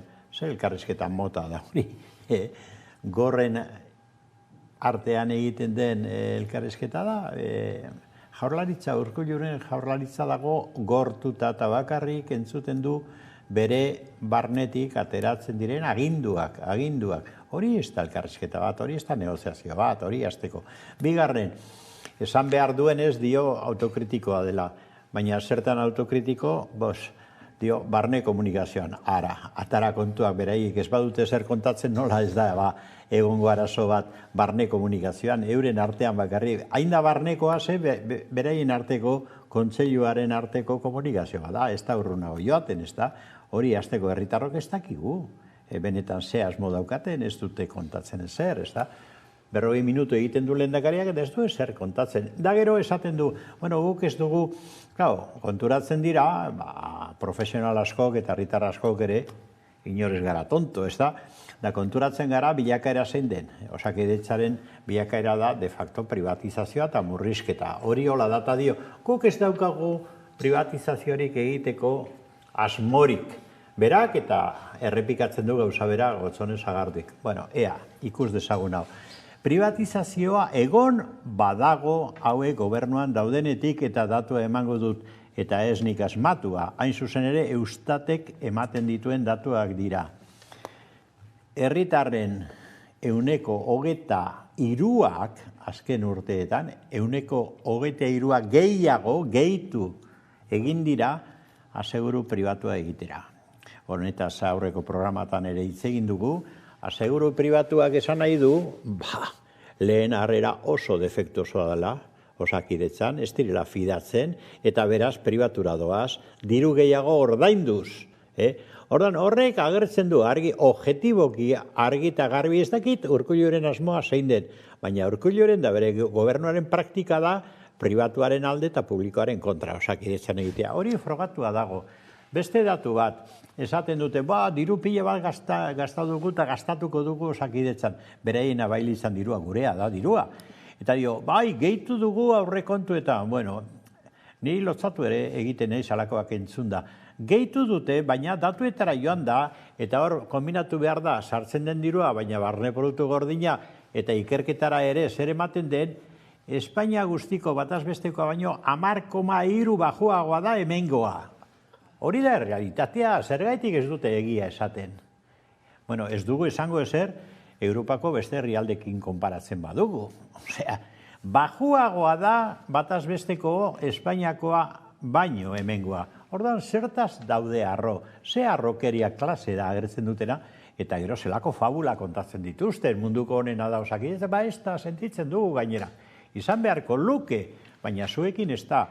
Urkulluk daukan meritu bakarra da 10 urte daramala karguan.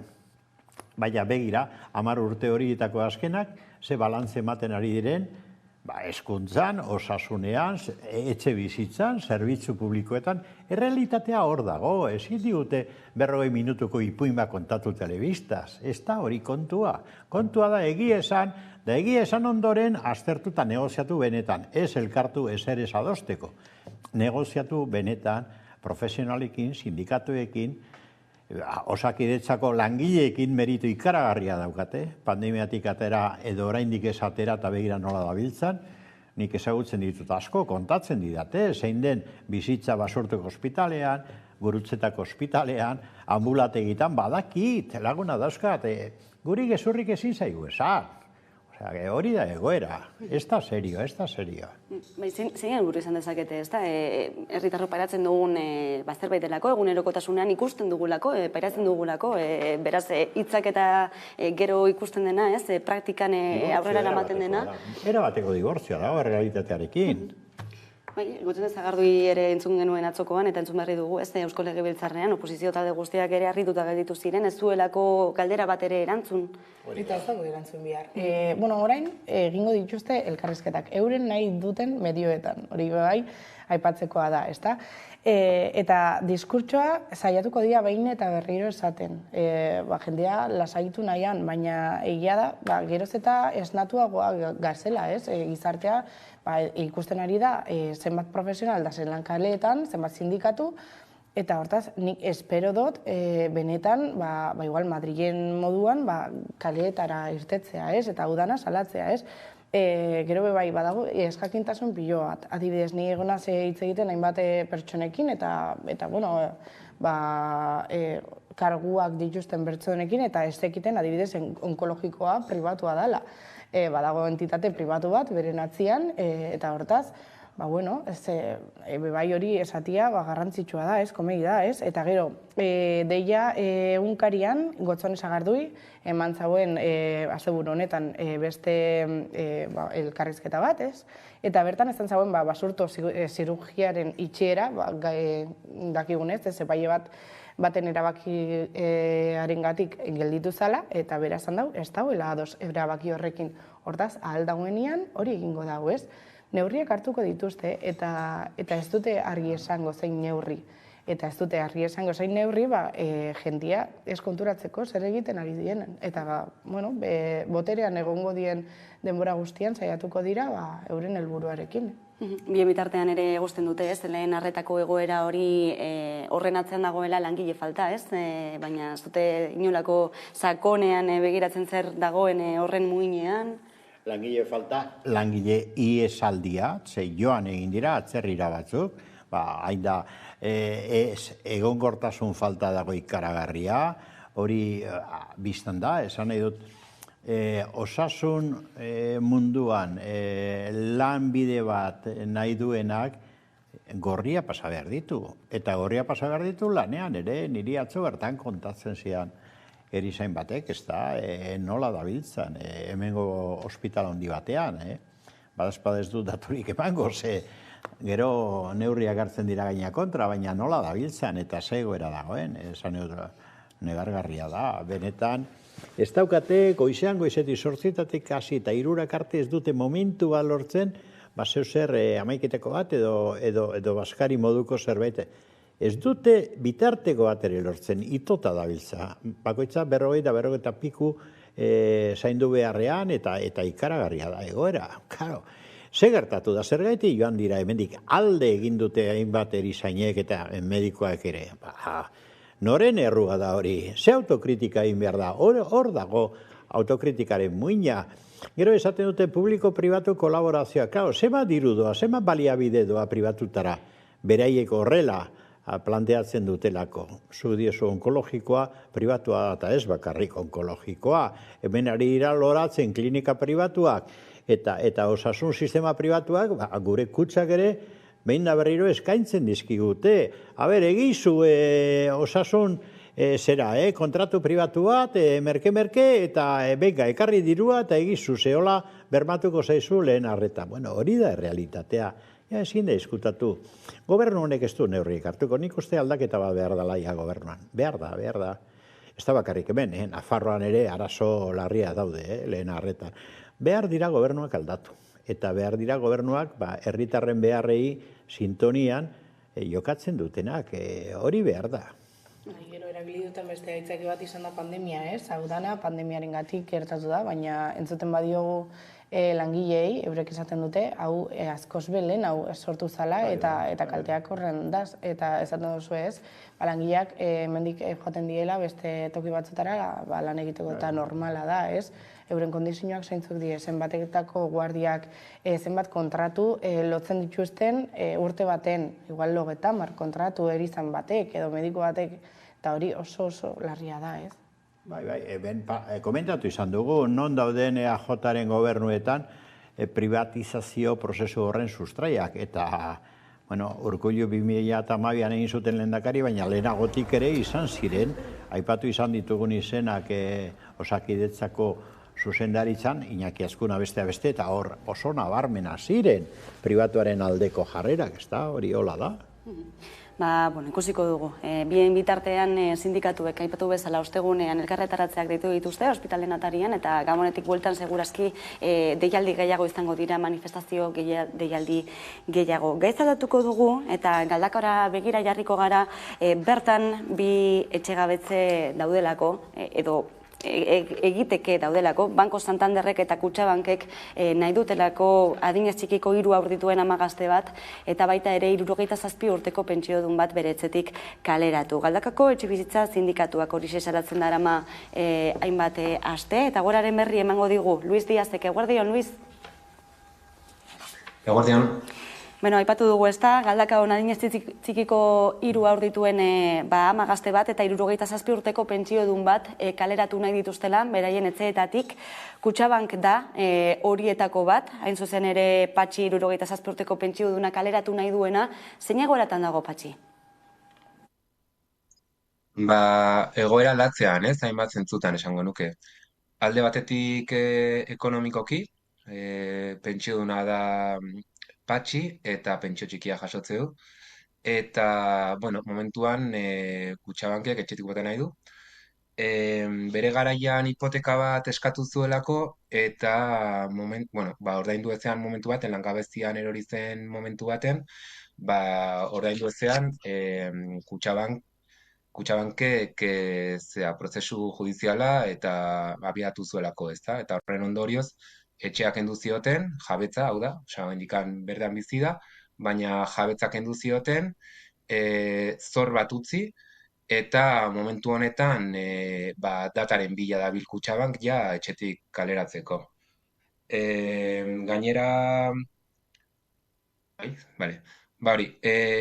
gainera badakizue estatu espainolean, behin etxea galduta edo behin bankuak etxeak kenduta, zorra gelditzen zaizula. Orduan egoera da jabetza jaz daukala, kriston zorra gelditzen zaiola oraindikan Kutxabankekin, eta gainera Kutxabankek ja etxetik kanpo bota nahi duela, ez? Hori da daukagun egoera. Noski horren ondorioz ere osasun arazoak ere baditu Patxik, eta inkluso orain behartuta dago, bera itsasoan ibilitakoa da, eta kasi behartuta dago itsasora bueltatzea, diru apur bat lortzeko edo gehiago lortzeko, ez? Orduan, oso egoera latzean dago, eta gu proposamen bat luzatu diogu Kutxabanki, eta proposamena hain zuzen ere da alde batetik noski zorra kentzea, zorra hori ordain ezina delako eta horrekin ezin delako bizi Patxi, eta noski alokairu sozial bat egitea, ez? Osea, hau da, gu esaten dioguna Kutxabanki bi aukera daudela bakarrik. Edo etxegabetzea, desauzioa patxi kalean uztea, edo alokairu soziala. Horixe Patxiren egoera, Kutxabanken ekimenez etxetik kaleratu nahi dutena, eta Banko Santander dago bestaldean ere, 3 seme alaba dituen ama etxetik kaleratu nahi duena, funts putre baten ekimenez, ezta? Aipatu bezala bankuekin ari zarete hitz egiten negoziazioetan, baina horiek guztiak baztertu dituztela salatu duzue. Bai, Banko Santanderren kasua, edo, bueno, negoziazio eza, oso ironikoa da, ezta? Eta honek ere, behar du nola baitere errepaso bat egitea azkeneko urteotan Banko Santanderrek egindako negozioarekin, ez? Egun, etxea da Banko Santanderrena eta Cerberus deitzen den funts putre batena, ezta? Beraien artean amankomune daukate sozietate bat, enpresa bat, Global Pantelaria izenekoa, eta horren bitartez egite dituzte bere negozioak, edo, bueno, eta beste enpresa batzuen bitartez ere. Orduan ikusi behar dena hor dela, bere momentuan Santanderrek etxegabetzea asko egin zituela, ez? 2008ko krisialdiaren ondoren eman ziren etxegabetzea asko, eta horri esker bere ganatu zituela milaka edo milaka eta milaka etxe bizitza. Eta orduan urteak aurrera joan ahala, kasu honetan 2018an egin zuena da hartu 26.000, eta da enpresetako bat. 26.000 etxe bizitza hartu, horrekin enpresa bat sortu, Santander taldean zegoena, beraien zen enpresa bat, eta enpresa horren akzio asko saldu zizkion funts putreari, ezta? Orduan honekin zein du Santanderrek. Alde batetikan, desauzioen bitartez lotutako etxe horien enpresa horren akzioak salduz, dirua lortu, baina akzio batzuk ere erreserbatu ditu berarentzako. Orduan indikan dirua lortzen du horren bitartez. Orduan, ze esaten du Santanderrek? Etxe hori berarena ez dela, beste enpresa batena dela. Eta hori argudiatuta edo hori esan da, ez du gurekin elkartu nahi, ez? Orduan, guztia esaten diogo Santanderreri. Beno, zu enpresa horren zuzendaritzan zaude ere, eta beraz, nahi dugu lortu bilera bat bai zuekin, bai funts putrearekin. Eta zuek hori egin dezakezute, bez? Eta, bueno, eta horretan beraiek esatu dute etxea ez dena beraiena, baina argi dago badela, ez? Eta orduan, gu pentsatzen dugu Santander badela egoera honen errudun, Kutxabank bezala ere ez, beraiek zehatzu zituztelako baldintzak, etxe bizitzaren merkatuan ematen diren baldintzak, beraiek lortu zutelako diru asko baldintza horiekin, eta orain noski ardurak hartu behar dituztela. Orduan, Banko Santanderrek ere gauza asko egin ditzake, esaten diogu alde batetik prozesu judiziala etentzea, eta hortik abiatuta soluzio bat bilatzea. Noski alokairu soziala izan behar da oraingoan ere soluzioa, eta Santanderrek baitu bere esku hainbat soluzio. Egin dezake funts putrearekin eta gurekin eseri, baina nahiko baluke ere Santanderreko indikan eta herrian bertan, baina bai Bizkaia osoan, baditu etxe bizitza huts asko. Gainera, etxegabetzen ondorioz lortutakoak. Orduan gu ere Santanderri plazaratzen diogu. Egiozu emakumeeni eta familia osoari, egiozu alokairu sozial bat, oraindikan huts dauden etxe bizitza horietan, ez? Eta hori da gure exigentzia, beti esan da ere, ez dela emakume honen edo Patxiren errua egoera honetan egotea. Bankuen eta, kasu honetan, bankuen eta sistema osoaren errua dela, ezta? Osea, beraiek behartzen gaituztela, zor bat, prestamo bat eskatzea eta beraiek zorpetzen gaituztela, beraiek nola baitere behartzen gaituztela ere kriston alokairuak edo ia ordaindu ezin diren alokairuak ordaintzera, eta bar. Orduan, gu dioguna da. Azken finean, etxe bizitza doakoa eta unibertsala izan behar da, eta ez den bitartean, jasatzen dugun guztia, eraso bat bezala bizi behar dugu. Eta beraz, eta ez arazo pertsonal bezala edo norbanako arazo bezala, baizik eta beraiek jendarteari egiten dioten eraso bat bezala. Eta beraz orain, gure sindikatuan lanak da, gure artean defendatzen, antolatzea eta kasuak defendatzea. Orduan, hori, eta Santanderera bueltan, erresa daukate. Oraingoz bai Santanderri, bai Kutxabanki, eskatzen diogu lehenengo gauza da gurekin esertzea. Esertzea eta guazen teknikoki eta guazen ondo ze soluzio den bilatzea, ezta? Eta sikiera hori ere ez duten hartzen. Beraz, bueno, horretan gaude. Ikusiko dugu aldaketarik ematen den datozen asteotan, eta bien bitartean azken asteotan egin bezalaxe imaginatzen dugu deialdi gehiago egingo dituzuela ere, ezta presio herritar hori mantentzeko? Bai, alde batetik orain daukagun bidea alde batetik da, oraindik judiziala, judiziala edo legea gure aurka egingo du beti, baina hor badaude bataila txiki batzuk oraindik agian irabazi daitezkenak denbora lortzeko, ezta? Orduan alde batetik ere epaitegietan egongo gara bataila horiek borrokatzen edo denbora gehiago lortzeko, eta denbora horren baitan oso importantea da sindikatuok herritarrok antolatzea eta bai bankuen eta bai funts putrearen aurka egitea, ezta? Orain hurrengo deialdirik ez da, galdaka honbai behatzian pensionistekin egingo dugu bat, beraiek antolatutako kontzentrazio batean, elkarlanen egon garelako eta hemendikan ere eskertu behar delako pensionistak batez ere Patxiren kasuan egiten ari diren lana, eta hori urtarrilaren 9an izango da. Eta gero hemendik aurrera funts putrearen aurka ere abiaraziko ditugu ekintzak, beharrezkoa dela, Euskal Herrian oraindik oso jorratuta ez daukagun borroka delako eta hasi behar delako, eta gauza importante bat ere bai Kutxabankekin eta bai Santanderekin bereziki egingo duguna da izenak eman. Hau da, beraiek beti ezkutatzen dira enpresa baten izenaren atzean. Eta nork desalojatzen du, nork desauziatzen du, bai Kutxabank, Santander, baina badaude errudun batzuk. Gu telefonoz ditzen diegunean, edo bertaratzen ganerean Kutxabankera, Santanderera, eta norbaiti galdetzen diegunean, edo eskatzen diegunean bilera bat, eta horren ordez, beraiek ematen digutenean da, edo polizia abisatu, edo ezezkoa eman, edo etxegabetze agindu bat, izen eta abizenak dituzte. Eta orduan beharrezkoa da ere, gu hori pentsatzen dugu, izen eta abizen horiek ematen hastea.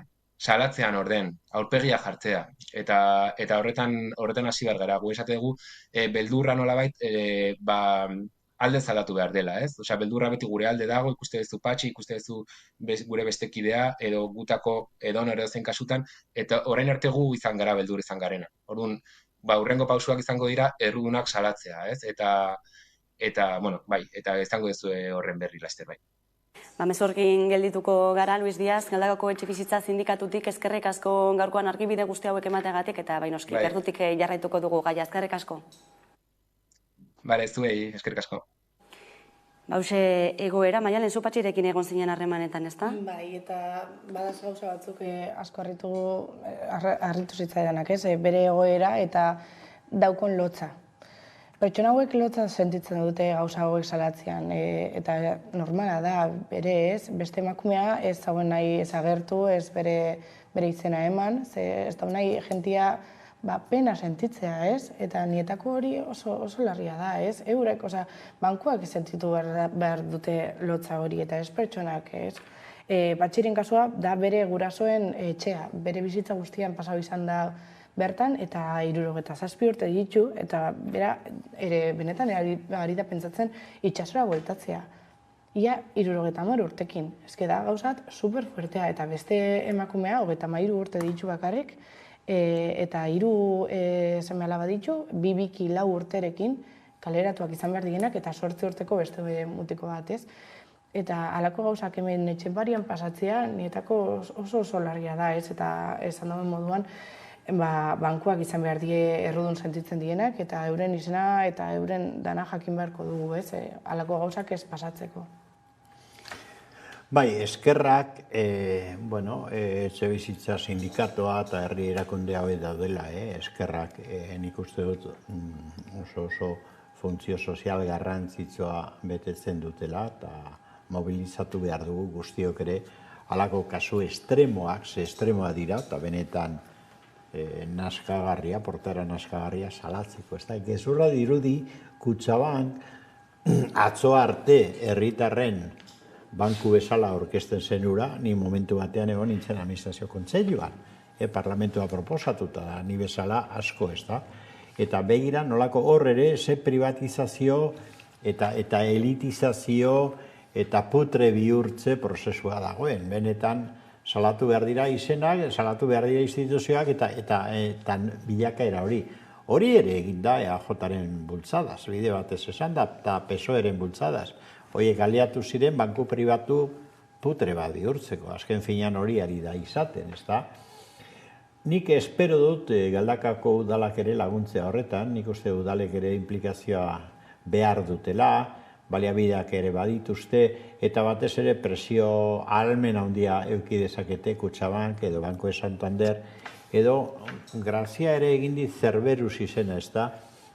Fondo putre bada, estatu batuetakoa da, Nueva Yorken kokatua dago, eta batez ere, begira, zelako, hain dira putreak ze, jentearen pentsio fondoekin jokatu nahi dute. Hori da beraien jokabide printzipala, Hau da, 67 urte diozuzuk, bueno, adin horretako eta egoera horretako jentearen pentsioekin aberastu nahi dute.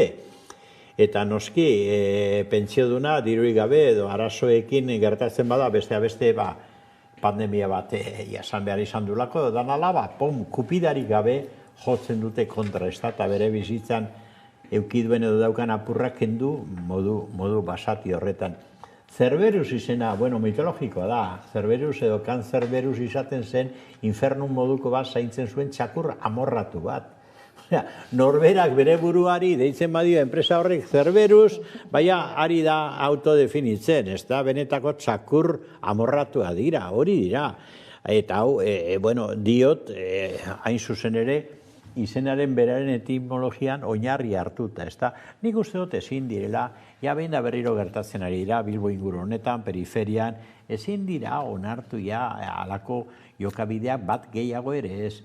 Da nik uste herritarrek aparte, instituzioak ere, batez ere udalak, implikatu beharko liratekeela, eta gu geu guztiok ere bai, alako maniobra zikin hoien kontra. Bai patzekoa eta bai aitortzekoa, etxebizitza sindikatuek egiten duten lan hori, batez ere behin eta berriro gurean ikusten ari garen egoeren aurrean, eta Luisek aipatzen zuen gainera, ez dela soilik zure etxetik kaleratu nahi zaituztela, gero gainera gelditzen zaizun zorra hori ordaintzen jarraitu behar duzula, momentutik ez etxebizitza merkatuko zerbait bihurtzen den gainetik, pertsonak bere esentzia galtzen dute, ez? Bai, baina gaur egun, Bilboko kaleetan bizit dien gizon eta emakumeak eta orainik zorrak dituzte. Ez daukat ez jateko eta ez nun egin lo, eta gainera orainik jarraitu behar dute zorra hori ordaintzen eta zorra horrik tasa gehiago sumatzen doie, eta hortaz, milaka eta milaka euro oraindik kobratu nahi dituzte, eta halakoak nire ustez, ez dakit Jaurlaritza, Espainiako gobernuak edo norbait egon behar da horren atzian, ez? Pertsona hori denak diogu, ez? Bere duintasuna ere. Hortaz, zergatik egon behar gara gehiago kentzen ez daukie, justiz kontrakoa, ez? Eurak etxea kendu behar badiote edo kalean egoten bada, kale gorrian egoten bada, zer gehiago egin behar diogu. Eta gero baita ere, zenolako informazio faltan dia dugun, ez? Horrelako egoera baten aurrean ikusten dugunean gure burua. Ez daukagu inolako informaziorik zeintzuk diren gure eskubideak, ez ere egin dezakegu eskerrak horrelako bataldeak sortu diren, ez? Laguntza eske joateko, baina... Bai, horrekin ere jolasten dute, gure ez jakintazunarekin, ez? Eta badago... Bai, hori, badago lege bat, ez? Espainia mailan, desauzio horiek geldiarazteko, baina badaz pertsona asko ez dakitenak. Hortaz horregatik horrelako sindikatuak eta horrelako taldeak oso garrantzitsuak dira, bai informazioa, bai kasu honetan laguntzeko eta bai informazioa emateko. Bai, ni egonaz begiratzen detailean, eta ikusi du Cerberus izeneko fondo putre horrek adibidez, halako praktika bereziak egiten ditula. Sinatu ditu kontratu batzuk, hartzen dute persona premia larrian dagoenean da bera bakarrik, ez da? Eta hor presio ikaragarria egiten dute. Bestea beste sinatu egin dute letras ipinita, ezin duela inola ere informaziorik eman sinatzen duen kontratuaren gainean. eta komunikabidei pentsatu ere ez, hau da, hori kontratuan bertan jartzen dute. Debekua informatzeko inori kontratua zergatik. Lotzagarria dena da kontratua. Claro, jendea lotzarazi egin nahi dute, egoera ahulean dagoen persona, ez da, banan-banan hartuta. Da justu horregatik nik uste defentsa eta erantzun kolektiboa beharrezkoa dela. Hola da. Esan bezala, jarraituko du Galdakoko bi kaleratze horiekin zer gertatzen den, minutu gutxi, minutu bate besterik ez zaigu falta solasaldiarekin amaitzeko.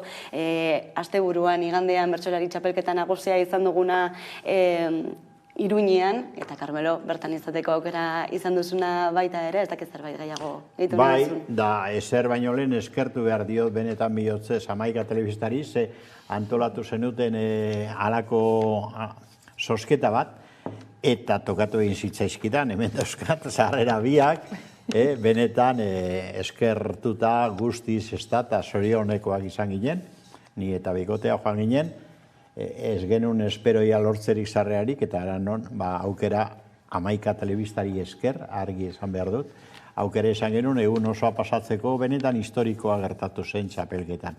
Bueno, txapelketan miragarria ni lehenago ere Bilbon egona nintzen, final aurrean, eta beste batzutan, da beste txapelketa batzutan. Aurtengoa eginda Iruñean, eginda 13.000 personatik gora egon gara, Euskal Herri osoan dimensionatu da. Bueno, ez dio, ez da itzal, munduko futbol txapelketa ez da itzalik ere ez dio egin. Euskal Herria mentzat, nik astu nuen munduko futbola eta dana. Dan Maialen Lujambi, Amezarzaius, Aitor Mendiluze, Sustraiko Lina, Alaia Martín, Beña Gaztelumendi, Nerei Barzabal, Joanes Ilarregi, bueno, Nafarrak, Iparraldekoa, Bizkaitarrak, Gipuzkoarrak, hiru emakume batek irabazi, berriro ere Maialen Lujambiok, izan zen amets bat bizitzea bezala benetan. Ni guztiz eskertuta, Hamaika Telebistari. Asko posten gara, ez den inolako azpitjokorik egon, ez pentsa, Badakit ez, hori zuekin inkompatiblea dalako. Danirekin ere bai, noski. Bueno, hemen utziko dugu horko solasaldia, Maialen Ferreira, Carmelo Landa, eskerrik asko beste behin gurean izateagatik eta ordu bietatik aurrera. Eguneko albiste nagusiak egunero bezala Carolina Suárez lankidearen eskutik ondo izan.